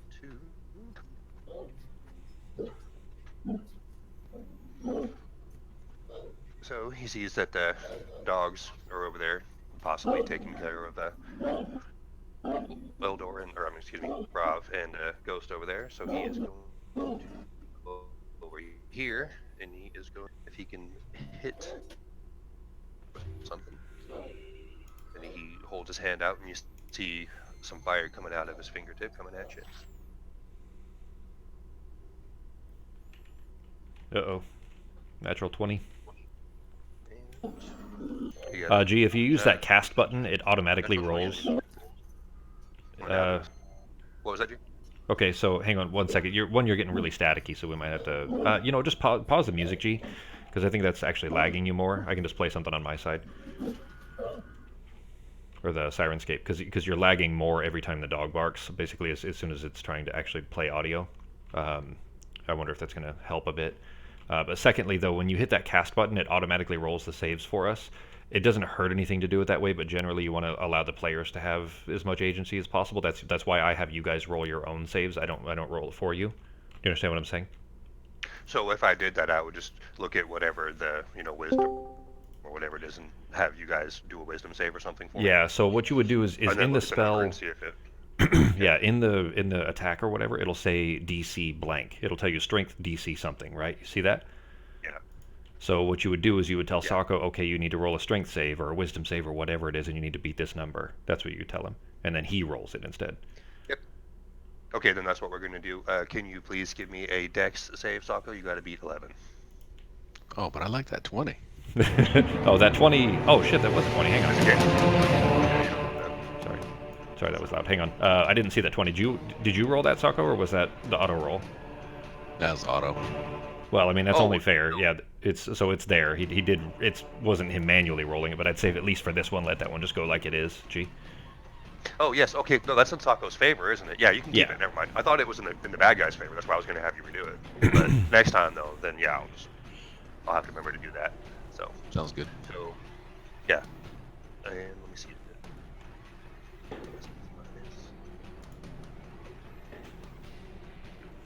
You guys can hear that music. Yeah. So he sends out that fire at you, but apparently he's not aiming very well because it goes and singes a little bit of the bush or the tree behind you and hits the wall, kind of north of where Akasha is there. And it is Dougie's turn for 2. So he is going to see if he can Did I get skipped? bite Ghosty. Did it skip? No. Well, I mean, what's it? What? Okay, this won't matter. What's the number next to the Mastiff? What's the initiative? He has a 19. Yeah. So it's just bouncing. Basically, it's 19, Sako, and then I think you'll probably be next unless the other Mastiff has like a somewhere between a 14 and an 18.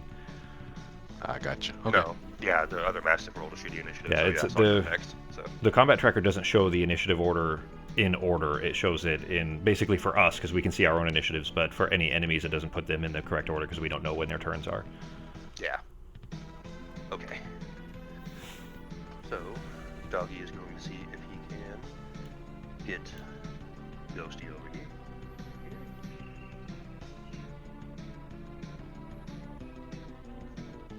Did that one?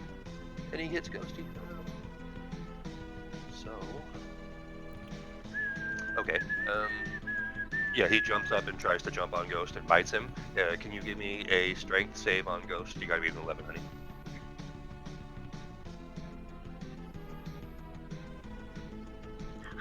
There you go. So he jumps up and tries to knock Ghost over, and he does get a bite on him, but he tries to knock Ghost over, but Ghost is just a little too sturdy and kind of shakes him off a bit, so.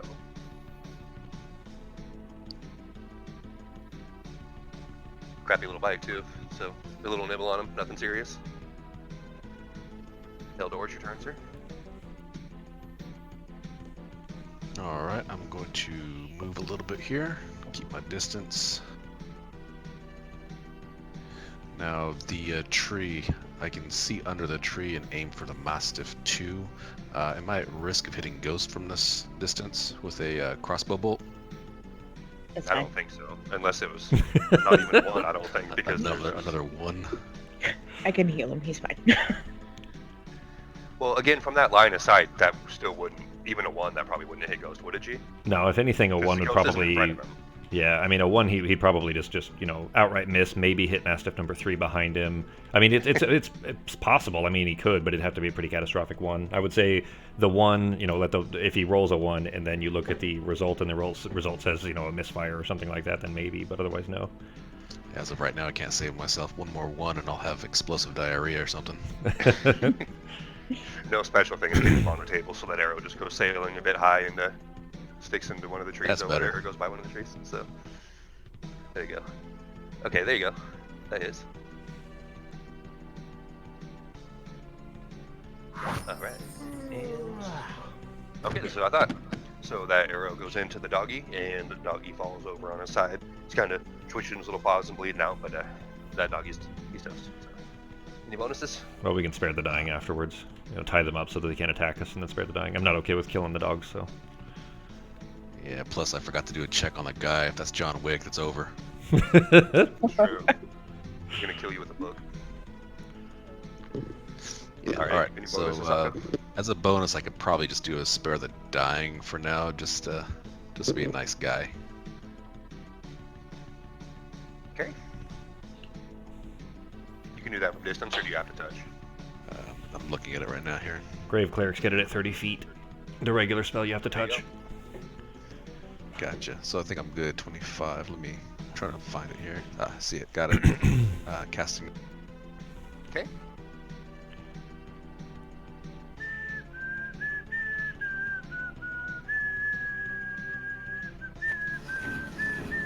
And yep, doggy is stable.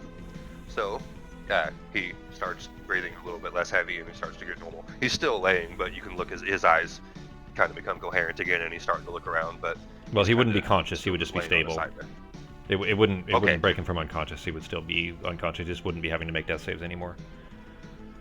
Okay. Then he is laying there, but it looks like the bleeding stopped, and his breathing got better. So he looks like he is stabilized. So he looks like he's gonna make it. So. Nice. And Rob.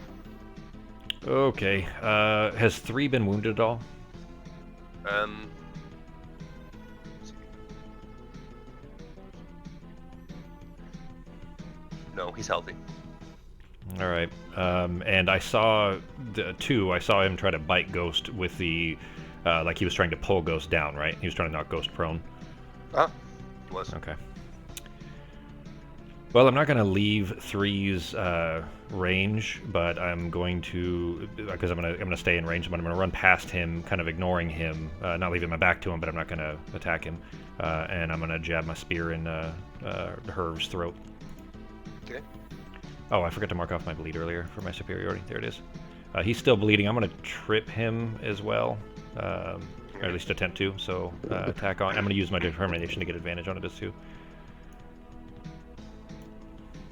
Oops. Well, I mean that should have been advantage, but it was a natural 20 anyways. So I forgot to so I click the don't advantage. So care about rolling again. all right. Then for my trip, he needs to make a Strength DC 16 save. So Okay. there you go. Does that succeed or fail?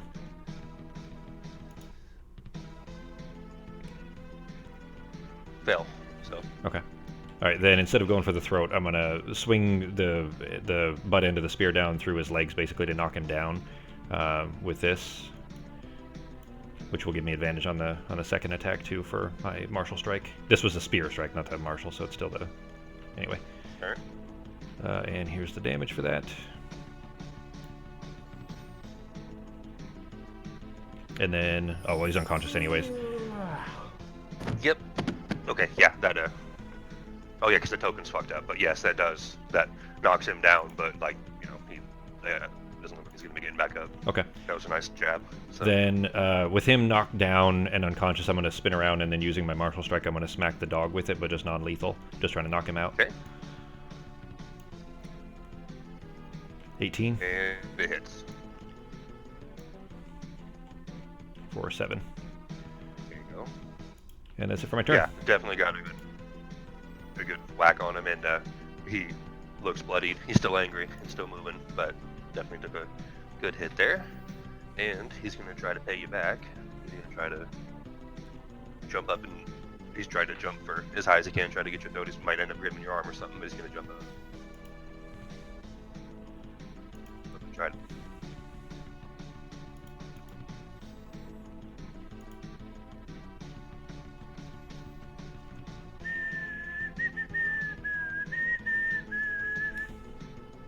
You moved to me. Did that.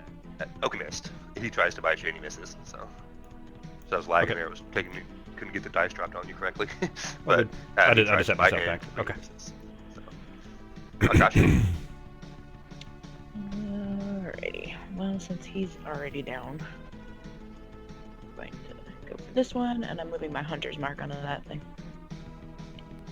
So. And.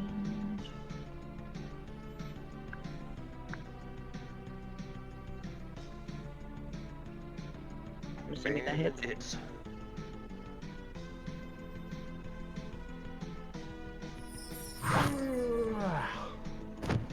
And that doggy is dead too. Or did you do lethal or non-lethal? Non-lethal. Okay, then he's knocked out. He's not dead, but you sent an arrow over there and it clipped him real good and it knocked him down. But he's not. He would probably still need to spare the Yeah. dying though, just to keep him from bleeding out. Because an arrow, I mean, unless it was a blunt head arrow, probably couldn't really knock him out so much as bleed Yeah. him. So So he is bleeding. So he will go unless Eldor wants to spare the dying him. Yeah, this is something I'll have to do on my next turn, or something I can do now. well, if we're out of It's combat over order, anyway, so. yeah. So Yeah. I'm gonna go ahead and grab Herv and tie his hands behind his back. Okay. And then, if we have any kind of a rope or something, like if there's a leash or anything around, we can leash the two hounds, and that way once they become conscious again, which they won't automatically, but if they wake up for whatever reason, then they would be leashed. But I'm gonna tie Herv's hands behind his back and stabilize him as well. If you don't mind, Okay. either spare the dying. If not spare the dying, then I'll just try to patch his wounds. Okay, you guys gonna do that on the man too, or just the dog? Yeah, that's what I'm saying. I'm gonna tie Herv's hands behind his back, because I don't want him Okay. getting back up because he appears crazy. I'm also gonna gag him too, so he can't cast. Okay. Yep. Then you guys do that, and I'm guessing when you guys have some rope on you, so you can tie the doggies' collars together and tie them to the tree. So. Pretty sure I do, yeah. Yep. So they are all incapacitated. Are you going to leave them in the same position, or are you going to drag them somewhere? Well, the dogs are tied up to one of the trees. But what are you going to do with the man? Are you going to The Herv can lay face down in the dirt with his hands tied behind his back. I don't care. I don't care about Okay. moving him. Just we're gonna have to, at this point we've made too much of a commotion. We're gonna have to knock on the door. Okay. Then, yep. All right. Well, we'll still just use the same map because you guys can explore with this map as well too. And so I'll just take them off here. But again, Herb is there, and the dogs are tied up to the tree. The dogs are still obviously they're not making any noise because they're still pretty, beat up and everything. They're kind of just dazed and sitting there. So none of them are currently making any noises because you gagged homeboy. So. Okay. I'm picking up my arrows. Yeah, I'm gonna pull my dart out of McDudeson's neck too. Okay.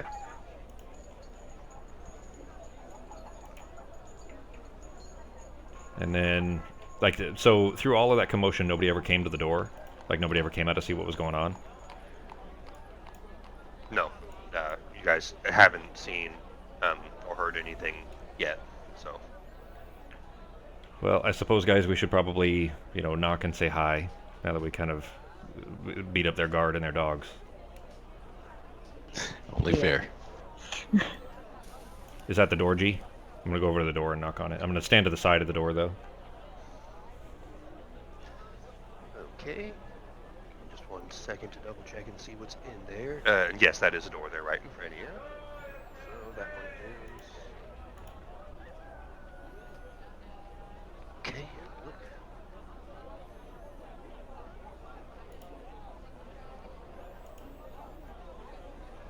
Oh, is that another door in the bottom left? I can't tell. Okay, now, did you knock on the door, you said, or are you just listening? No, well, I probably would listen for a second first, I guess. But yeah, I mean, I already said it, so yeah, no, I would just knock on the door and then step to the side. Oh, that's okay. If you want to listen, you can. Just give me a perception check. I just didn't hear what you said. Well, I'll tell you what, I already knocked anyways. So I knocked, and then I'm just going to listen for any response from the inside. Okay. So when you knock, you wait a second, and you don't hear anything. Okay. Nobody's And like then- nobody's coming to the door. Doesn't sound like anything's happening. Nope. And then, like, as you're listening and stuff too, with that perception check, you definitely listened good, and you still don't hear any, no footsteps, no voices, nothing like that. Even after you knocked, you didn't hear anything like, move or stop moving or anything like that. So. Well, guys, I guess we're gonna have to go in, the rude way. You guys comfortable with that? That's fine. Is that a door there? Or is that just part of the wall? Yes, that is. Yeah, there's a door there. Okay, do I hear anything through that door? Give me a perception, please. Take a look at which one that is. All right, let me look it up.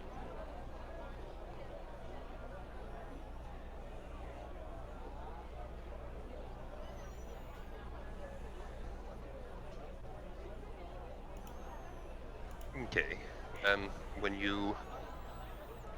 When you listen in there, you don't hear much, but you do hear the sound of kind of sounds like you hear a cloth moving over something, kind of like it's wiping, just vaguely. So you actually hear that times two, but it's very faint. So. Alright, well, go back over here and let them know that I kind of heard something through that door. Okay. But you didn't knock then? You just heard it? Yeah, no, didn't knock, just You heard a were just noise. listening, right, Bib? Yeah. All right. Okay. Well, I mean, Then that's just what you being heard. polite about this, at least as much as we can be, in a reasonable sense, we should probably go ahead and knock on that door since we know that there's noise behind it. Well, I don't know. What do you guys think? Do you think we sneak in through this one since apparently nobody heard me knocking anyway, or should we go over to the other one and try to be, more cordial about this after we just almost killed their dogs in their guard? Probably more cordial at this point. I mean, we did save the dog, so we mean no harm. Yeah, and really, okay, and I'm saying this quietly, G. I'm going to say as quietly as possible, too, so that in case we are being listened to. As far as anybody else needs to know, we tried to come through the gate the normal way. We knocked, nobody answered. We tried to come through the gate the normal way, and were immediately attacked. So we were just defending ourselves. You guys okay with that? Sounds good. Yep. All right. Then let's head over there and knock on the other door. Do these doors have glass? Like, can we see through the door at all, G? No, you can't see through them. Okay. And so you guys were going to go back over where Akasha just was? Yeah, to the other door. Okay. So, actually, when you guys knock, you hear the sound of the cloth, like it was wiping something. You actually hear that stop, both of them stop, and then you hear footprints moving away from, or not footprints, but the sound of footsteps. One pair moving away from you. So How quickly? Are they like running or just walking? Walking at a good pace. Definitely not running. It's not super loud, but you hear them moving away from you at a decent pace, but they're not running though. So, and then just a second later, you actually do see the door open. That's what it is.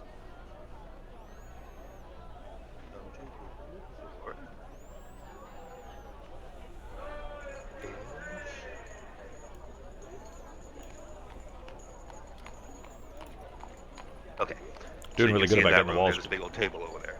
Doing a good job about getting the walls, G. You did it right. Like, we can Okay. actually see it all and tell where the Awesome. doors are and stuff, so good job. Yeah, I was hoping I didn't get too much, but yeah, to where you can see the walls. So again, when you guys look in the room there, somebody opens the door and you look behind you, and one thing you do notice, like as soon as the door opens, there's a big table there, and then or a guy opens the door and he's looking at you, and he's got a mace in his hand, and he says, "What do you want?" And when you look at him, you notice that he's wearing black leather armor. So. Okay. So, black leather armor that kind of matches the Zent's armor? You've seen it before. That's what it looks like.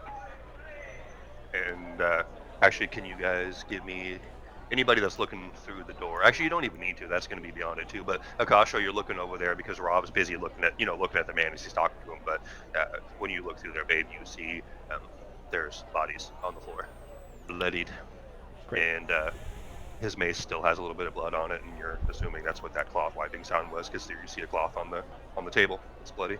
So Right, so I'm just gonna knock an arrow and see what he does. Yeah, I'm just gonna say great, and I'm gonna grab my spear and just get ready to make. I'm going in the house whether he's trying to stop me or not. okay, so yeah, it's because he opens up the door, says, "What the hell do you want?" He sees Akasha look over and see the bodies, and he just smiles and holds his mace up. And can you guys give me initiative, please? And I'll be right back. AFK a second. All right.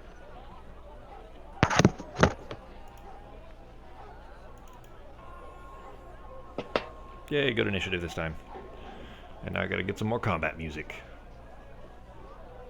Sako, any Oh. requests for 8-bit or 16-bit? I go with the 8-bit, 16-bit space combat music, like a Metroid or something like that. Metroid would be good. Let's do that.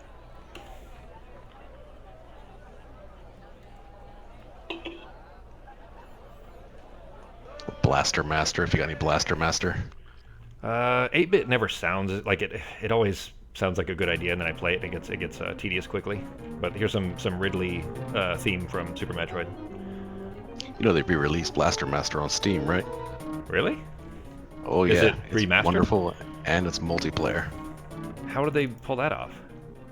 It's the add-on packs, I guess. Japan had some Blaster Master things where you could do 2-player simultaneous play, like a platform.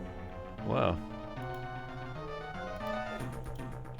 Blaster. Okay, and the picture is a fucking anime girl with big tits and a like bikini outfit, like a genie looking. That is not what the game looked like at all. It is not, like there were no girls. I don't think at all in the original Blaster Master. Oh Yeah, wait, EX there's character extra change, characters. That's what it says. Okay. Yeah, more characters. That's okay. All right, I see. I didn't realize I wasn't on the actual game. I was on a DLC for it. Because that made no sense. Because like, it couldn't have been more out of place. That's fucking awesome. I'm gonna have to play that. I'm gonna have to tell Ben too, because I'm pretty sure he played the original one too with me. You know, obviously, you know, single player at the time, but. And all the original glitches still work too, with the grenade crab boss. I don't know if I remember that. Was that one of the top-down sections? Yeah, top-down thing. You chuck a grenade and pause it. Oh, okay, yeah. That was a pretty common one in NES days. Like you could get that in a lot of games.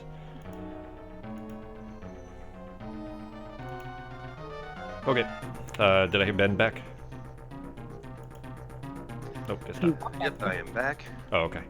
Oh, I need to take the old stuff off here. Oh, and then also, I can just reset the round to start the combat over again, right, G? Yeah. Because it's still on round 3 because we never. Yep. Yeah. And you'll need to put, so the combat, here's what you need to do. What happened with her that didn't work is you dropped the token directly from the token box onto the map. You can't do that. You have to drag it from the combat tracker onto the map. So whichever new ones are in this combat here, drag them from the combat tracker over to the map, and then it'll work fine. Good, and these guys either aren't identified, or you have identified them as Zentarum Thug, so.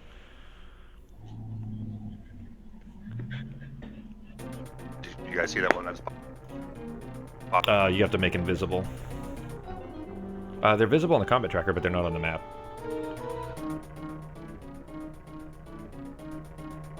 We see 2 thugs. There you go. There you go. That's good now.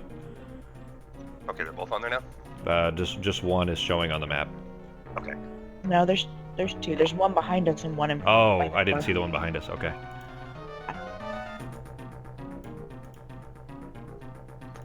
Alright. So, yeah, the other guy wasn't. That was the footsteps you heard because you see a guy come up behind you and he's not even trying to be sneaky. They weren't trying to be sneaky at all. And they just wanted to, you know, try to get some kind of flanking on you guys. So the other guy had apparently went around some back way and is behind you guys, but number 1 is in front of you there. So... All right. And then reset the combat. So I think there's probably a reset option, but you can just drag the arrow. There you go. Do that and then move the arrow to whoever's first. I'm 22, but if the guys rolled higher than me, then drag it to them. No, you are still first. Or you are first. All right, then I'm gonna go ahead and I'm gonna trip this guy with a martial strike. That's basically using the butt end of the spear to kind of try to trip him with it, to knock him prone. So let me make the attack. Natural 20 yeah, again. that is. That sucks. It was the martial strike though, because it'd be less damage. All right, he has to you know beat a what, G? Oh, I was just gonna say it doesn't matter anymore, but I forgot to tell you guys got that same effect when you got that 20 on the guy with the dogs. The thing where it shrinks them down in size, so the dogs became littler and the man became littler while you were fighting them. So not that it really matters, but yeah. Yeah. So I need to take the dumb ones out still. Alright. That save that he rolled, did he succeed or fail? he succeeded, but let me see. Okay, you get an.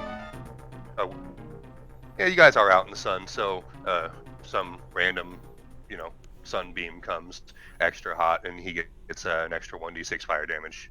So that's the Good. thing you got from the thing. So and damn, that was already a good hit anyway. Well, it was only So- one from the sun damage.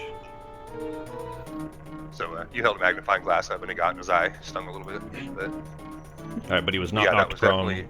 So I tried to trip him and failed at it, but he wasn't knocked prone, and I'm just going to make my regular spear attack to jab him. Okay.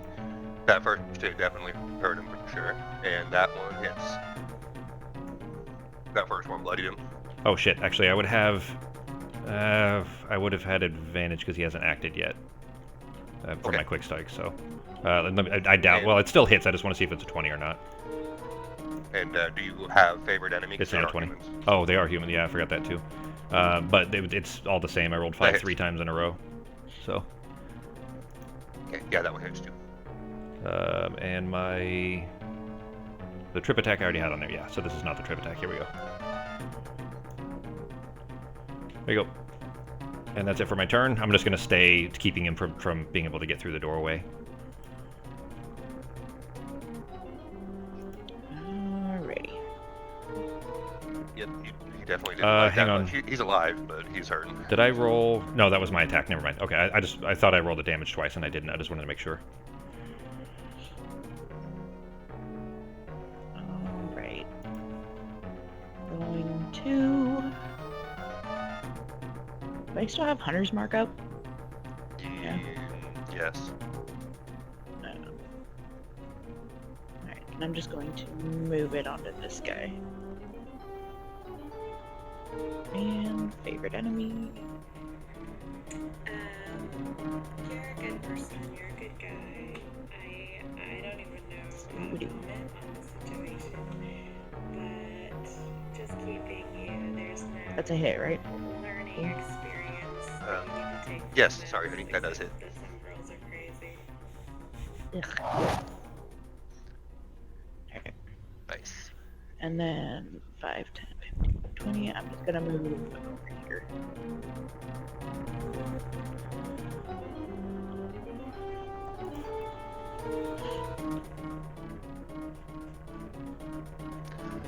Alright, so yep, got a good hit on that guy there.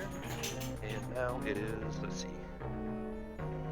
11's turn, so the one that's behind you guys. And he saw that you actually shooting him with an arrow. Then he is going to pull out his crossbow and see if he can hit you with it. Well, let's see, actually. Nah, he says fuck that. I'm gonna move in. See if he can hit you with his mace.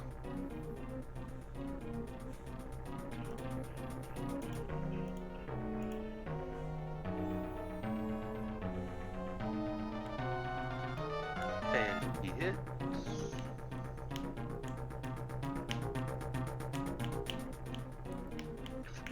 One damage. What kind of crap is that? You succeeded on your concentration save though, so you still have your hunter's mark up, but he actually gets to attack twice. So Ugh. I'm gonna try to. And he missed. So swings once, hits you, and then swings again and misses, but you were able to keep your concentration up. So it is Eldor's turn. Moving up a little bit.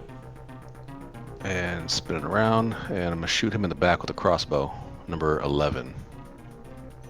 Okay. And hit. Nice. So you send an arrow out and hit him right in the back there. Nice arrow sticking out of his back, and he kind of whips around and looks over and sees you there. but then turns back around to face Akasha because he sees that she is closer. So any bonus actions for you? Not at this moment. Okay. Next up is number 12, the other guy. So, of course, with Grav standing right in front of him, he is going to see if he can hit Grav.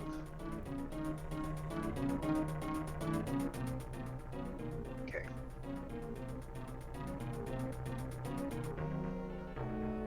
But that one does not hit. So he's going to try it again. And swings. You duck out of the again and actually hits you back on him. Hang on. He swung at himself that time. Oh, oops. You probably just dropped it on him instead of on me. Did he beat a 17? My AC is a 17. And, okay, so both hits missed. So he tries to hit you and misses, and tries to hit you again and misses as well. So Cool. Ghosty's turn. Hang on. Do I want to riposte? I may want to riposte. How wounded does he look? Your buddy is... He's bloodied for sure. So he's still standing and he's dangerous, but he's hurt. Alright, I'm going to hold on. I'm not going to riposte. Okay. Alright, well, since this idiot moved away, Ghost is gonna pounce. He wasn't paying attention to the giant lion that was looking at him hungrily. Nope. Yep. Did he save? And this time it works. Yeah, he failed, so he's gonna be on his ass. So Sweet. So, there. And Ghost gets favorite enemy. So, there. And... wait.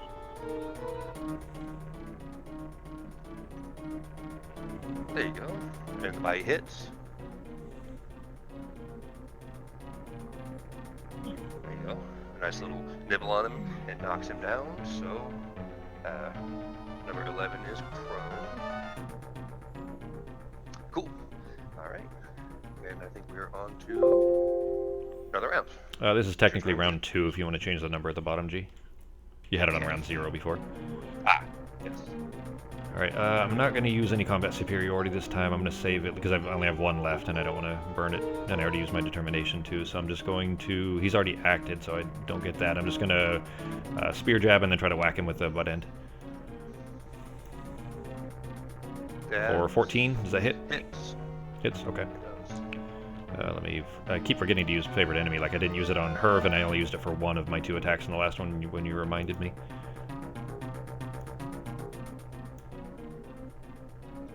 For 7 damage that time. Nice little stab. Wait a minute, He's did it? hurt It bad. did apply, okay. Alright, then I'm going to swing it around and hit him with the butt end as well. Just clock him across the jaw with it for a 20. It hits.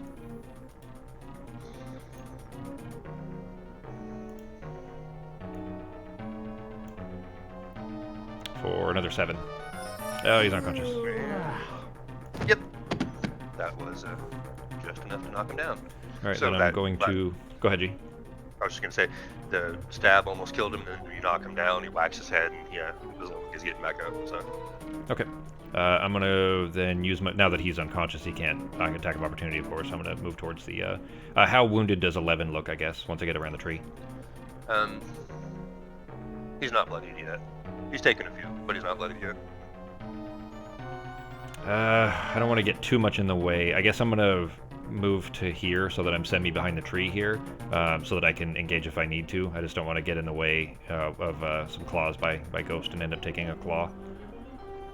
You know what? I'm going to do that, but I'm going to stand actually off to the side a little bit so that I can see the front door as well in case any more come at us. That'll be my turn. Okay. Alright, well, since he's right in front of me, I'm just gonna throw my bow back over my back and use my sickle. You hit. Alright, and favorite enemy.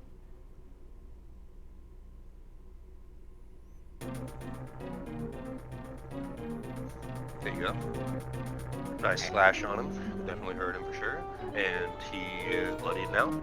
So he's definitely still fighting, but looking like he knows he's outnumbered. So any bonuses?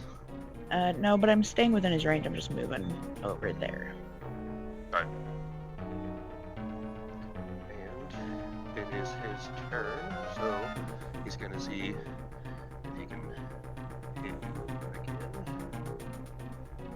Since you just slashed him. I'm assuming he stands up, so you're gonna want to take prone off. How does that? Oh yeah, because he's on his ass. That's why. So then, either way, we'll just have to take his movement to stand up. So let me take that off. But either way, that'll still be his first hit. So he tries to hit you when he's still laying on the ground. Apparently, he's an idiot, and then he decides to stand back up, and hit you again. So let me. He's using his movement to get up. Okay. Now that he's actually on his feet.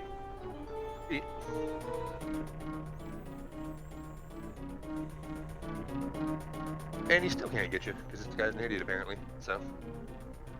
Eldor. Alright, gonna move over here. And use my refined quarterstaff and hit him on the left side. Alright, smack mode.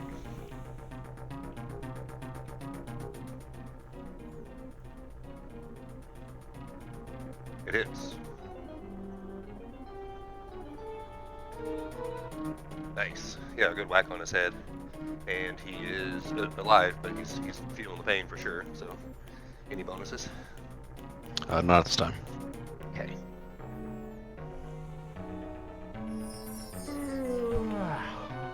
He's the unconscious one. Yeah. Ghosty's turn. Alright. Ghost is gonna move over onto this side. Good. And he's just gonna bite him. Okay. It hits. There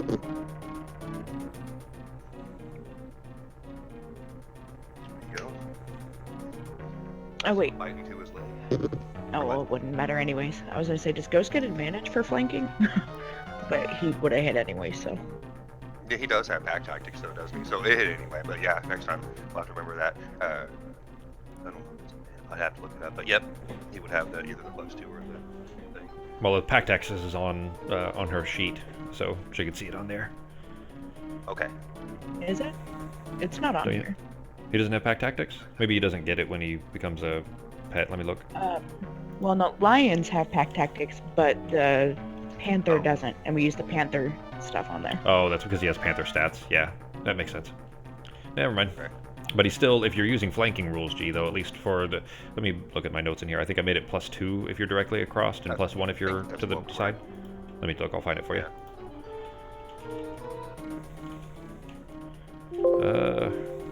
I must have moved it. Anyways, just keep going. It's, well, I mean, it wouldn't be actual advantage for the rules that I made anyways, meaning that it wouldn't make it a natural 20, so whether it hits or not is already done. Yeah, and it did, so we just won't matter. But next time we'll have to remember that, though. So, Akasha and Eldor and Ghost right now would all have that since you guys are surrounding him. So, all right, and Rob's turn. How wounded does this guy look? He is bloodied, and he is not looking too long for the world, so he's bloody for sure. Alright, then I'm gonna run in behind him. Is he engaged with Akasha? Like, I mean, she's kind of not, she's not on a square. She's in the middle of 4 squares, so. Yeah, because the last thing he did was trying to hit her with his mace after he stood up. Well, once Okay. before, but yeah, he was trying to whack her, so he's looking at her and still paying attention to her. Okay. As far as flanking rules, then, I think it was, didn't we do +2 if you're directly across and +1 if you're off to the side or something like that? I think so, or it was just straight +2. I can't remember, but I know it was a +2. If it's Well, it was direct, definitely something so if they're, directly opposed from, but do you want to just use a +2 then? that's fine with me because she is, I'd say, technically directly across from there. Fair enough. Right? Okay. Like they're friends of each other. Well, I mean, if she was in a square, she would be, but the square is kind of in the wall, so she's off to the side a little bit Yeah. because of the wall. Okay. Well, we'll just say that she is directly in front of him, so it would be a +2. Does And 17 it hit? hits. Okay. Oh, I forgot. Hang on. Add 2 to that. I forgot to do the. Oh, well, he's unconscious anyways. Yeah, for the favorite enemy though. Yeah, for favorite. I keep forgetting to use it, so I need to make a separate section to remind myself for the damage adds for poisons and things like that I keep forgetting to apply. Okay. Yep. That one, I was not trying to be non-lethal, so I probably just ran up directly behind and just jabbed my spear through the back of his neck. Okay, then he is super toast.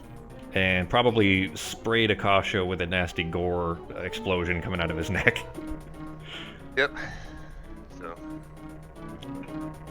I'm gonna push him off my spear with my foot. Okay. And let me get some town music back on here.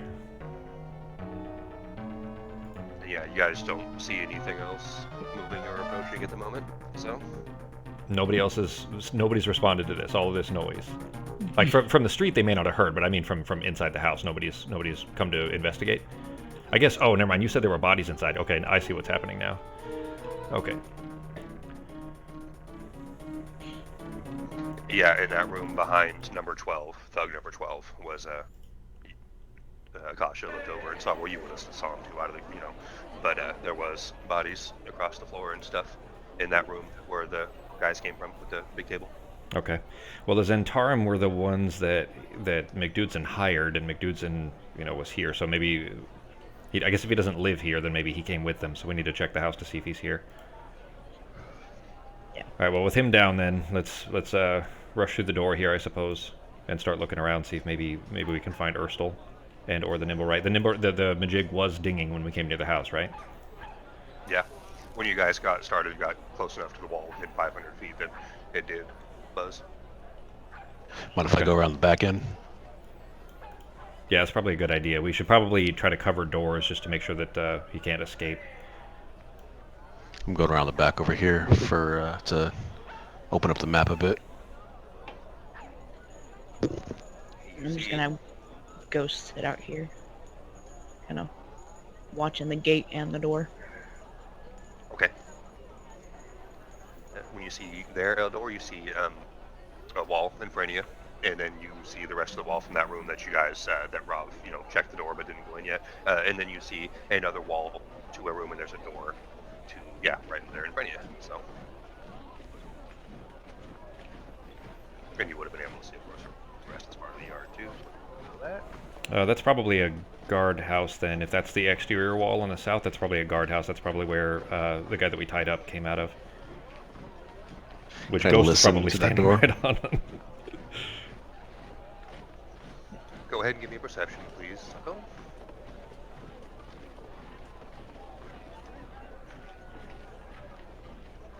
Okay.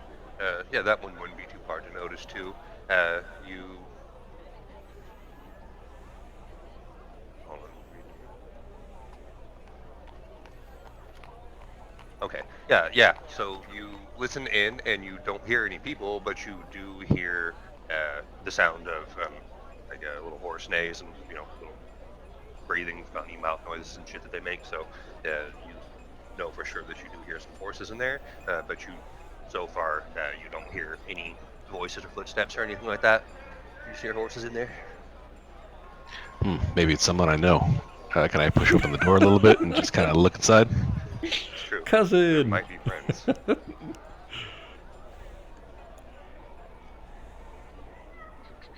You open it up and see. Reveal that last little part too, because there's that wall at the bottom too.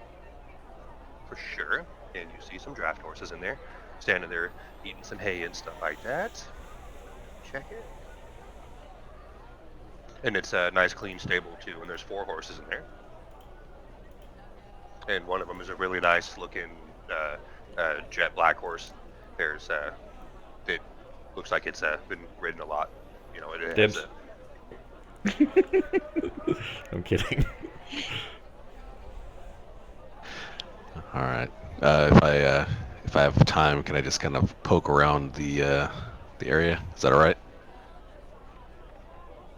Yep, when you look around, you do see that there is there's a wooden door across from where you were at that goes on the wall to the west, to the east.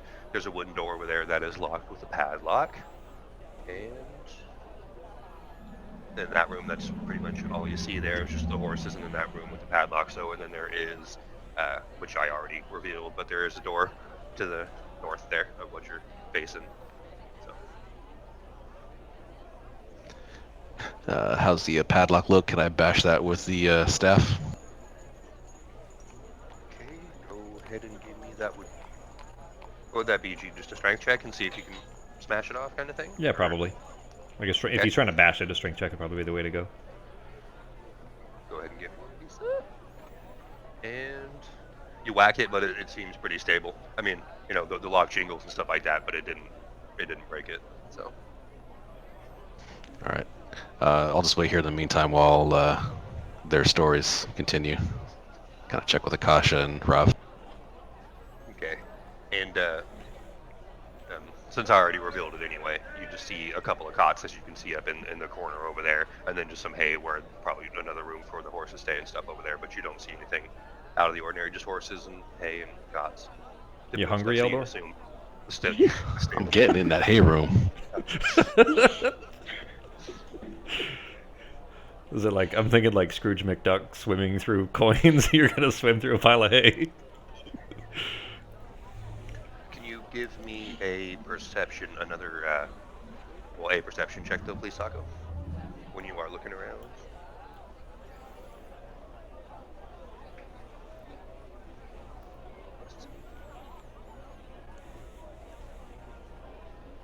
Cool. When you look around, you notice that's a decent roll. You notice that the black horse has saddlebags on its side, one on each side. So We're not fat shaming here, but I'll check those out. This is out of character, of course, because we're not anywhere near there, but saddlebags, having a horse that is bridled and saddled when he's in the stall is very abnormal. That means that somebody was preparing to leave. let me see. I would assume he probably belonged to some of the Zens. They probably I wrote him in was- there. Yeah, but if the So, Zents, yeah, if the right. Zents don't belong here, remember there's dead bodies, and he was cleaning. The guy that I killed was cleaning blood off of his mace. That means he just whacked somebody here. If he whacked somebody here, he probably wouldn't have stabled his horses. Know what I mean? They would have just left them in the yard or something, you know, tied to a tree, etc. It could have been Herv getting ready to leave, but I mean, it doesn't make sense that we don't know enough details, I guess, to figure out exactly what happened here yet.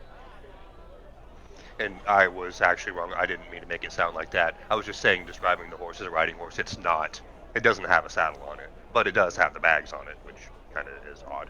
It does have a saddlebag on each side, though. So not That could a be- saddle, but it does have saddlebags hanging Okay. off of it.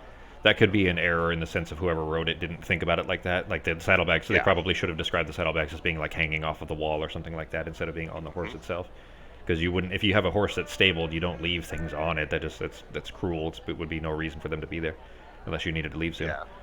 And also, and it even does say right here that the black horse is outfitted with the bags. It has a bag on each side. So yeah, it actually does have the bags on for some odd reason. But I think that's just, well, I mean, I guess we don't really know yet. But it's not saddled, no. But it does have saddlebags on. Okay. Yeah, the writer just didn't think of On the little details like that. That's all. Anyway, sorry. Yeah. Go ahead. I don't mean to talk over Sako. Oh no, I was just gonna check out the bag, see if there's anything in it, and then let you guys continue your stories. All right. When you look in the bags, there is, for some odd reason, this horse is standing here with saddlebags that have gold bars in it. There's 8 gold bars in there. That's really cruel. That's a bunch of fucking weight on that horse for no reason. Yeah, exactly. He's fucking It's hurting his standing there back. with these gold bars. That's gonna need a And, horsey chiropractor. And also in the bags too, there's 4 bars in each bag, and then one of the bags actually has some horseshoes in it as well too. So let me drop this stuff in the park. You can drop it on Eldor. He's the one that's grabbing it. He's the only one over there, so. Yeah. Okay. Okay. That's what we'll do.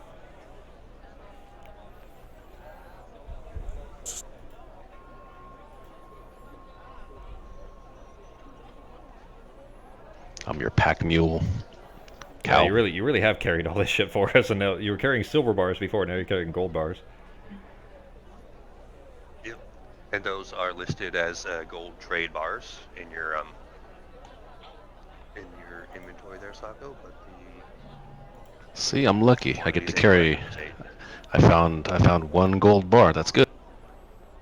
Actually. No, he was Not he one. was being clever that he's stealing the others and just saying, "We found one bar, guys." Oh, okay. Yeah, Exactly. 3 ounces of gold. nothing else worth of value. And you do find some horseshoes that seem like they are valuable. So I will also drop those as well too. And you'll have to check them out further, but the horseshoes seem like they might be regular horseshoes.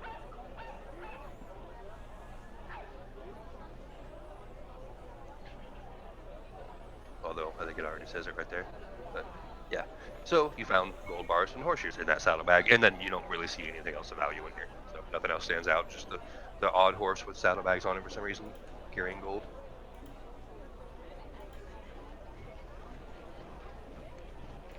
All right, while he's checking over there, what do Akasha and I see? Okay, in the rest of that room, let me pull it back up here. Again, plenty of bodies on the floor there, bloodied, and you would assume that the two guys that you just took care of were at least partially, if not fully, responsible for that. So let me take a look at the rest of what's here.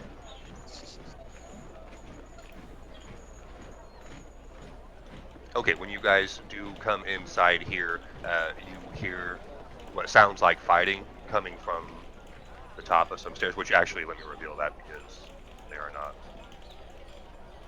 They are actually right in front of Roth. There's a staircase right in front of you, G, and it sounds like fighting coming from up above somewhere, up those stairs. So, and there's a couple of really nice, fancy iron chandeliers that are hanging from the ceiling here. You're assuming this is a banquet hall. Nice tall chairs at each end. This is a pretty nice table, and there's tapestries all along the wall, and there's some locked wooden cabinets along the wall as well too.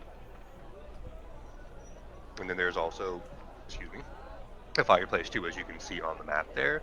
And there's a portrait above the fireplace, and you see a man and a lady, 3 kids, and a dog holding the portrait together. Okay, so a family. Are the bodies on the floor? I mean, I'm doing this very quickly. I'm not waiting, I guess. But do the bodies on the floor look like the portrait?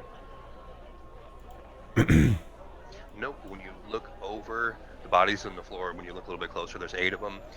You'd assume they're all guards because they're wearing the Growlhund little sigil thing that you noticed around the house as well too. Well, you'd assume because they all have the same one and they're all wearing chain shirts. And then there's 2 dead guys in black leather armor laying there on the floor too. All are humans. So you're assuming that the guards of the place are the ones in chainmail because they're all dressed the same and they have the same symbol on their thing. There's 8 of them, and then there's 2 dead bodies in black leather armor. All right. I don't have any way to know how far away Eldor is, so I'm gonna yell Eldor, and I'm gonna try to rush up the stairs. And maybe, well, I'm gonna yell, I guess, for Eldor as loud as I can, and then not as loud. I'll just ask Akasha, can you tell Ghost maybe to grab Eldor and bring him, and then I'm gonna start rushing up the stairs.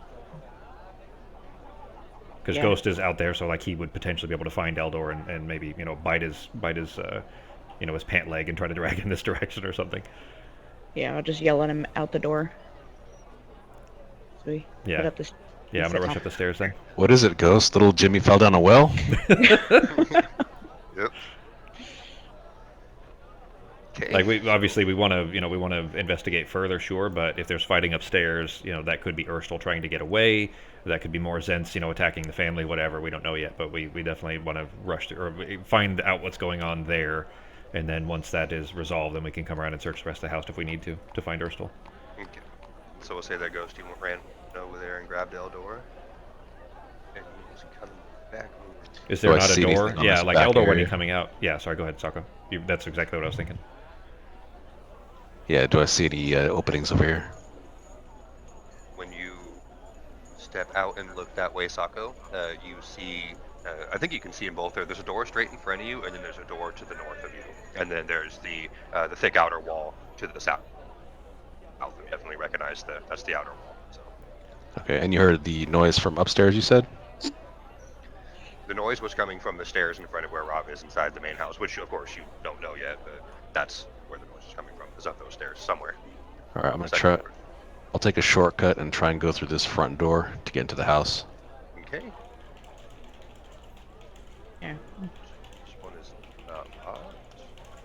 Ghost is following behind him. Okay. All right, let me read which one that is, Sokka. That is. You open it up, and that one is a kitchen. And you look in there, and you just see, a bunch of cookware and utensils, and there's a little fireplace over that they use for cooking and stuff, and nothing seems out of the ordinary. There's a door to the north and a door to the south. Perfect. I'm gonna just walk to the kitchen. If there's a carrot or a piece of celery or something, I'm gonna grab it on the way out and then hit this door up top here. All right, so we'll just say you grab a carrot, start nibbling on it. And when you guys go to that room just above you, that is the laundry room. So you open up the door and you see, wash basins and, you see some soap and there's mops and chamber pots and stuff. So laundry room, storage room for cleaning supplies and stuff like that. But you do look and see that there is there's a dead woman in here. A middle-aged female human woman is laying on the ground there. But actually, should be on those little steps right here. Here.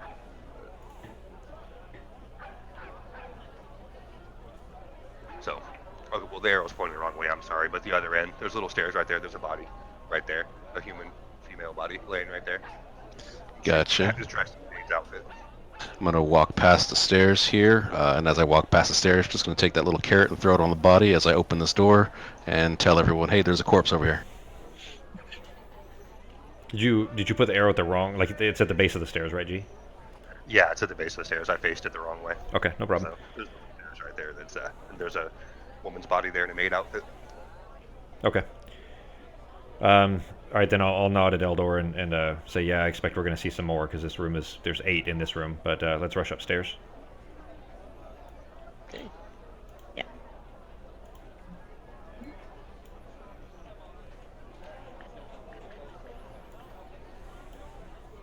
Let me look that one up. Give me 1 second, you guys.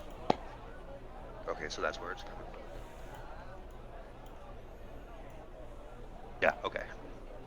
So you guys come up into...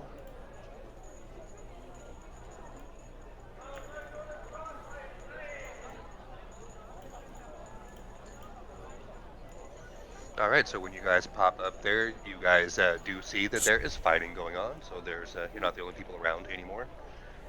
And While I was see running up the there stairs, I was pulled out a rag and started smearing poison on my spear. By the way, when I heard the fighting. Okay.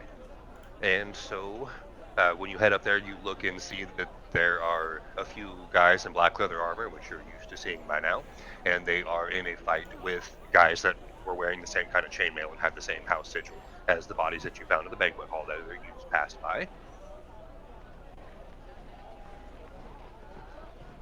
This house has at least 9 guards on, like, regular employee, enough that they're wearing uniforms.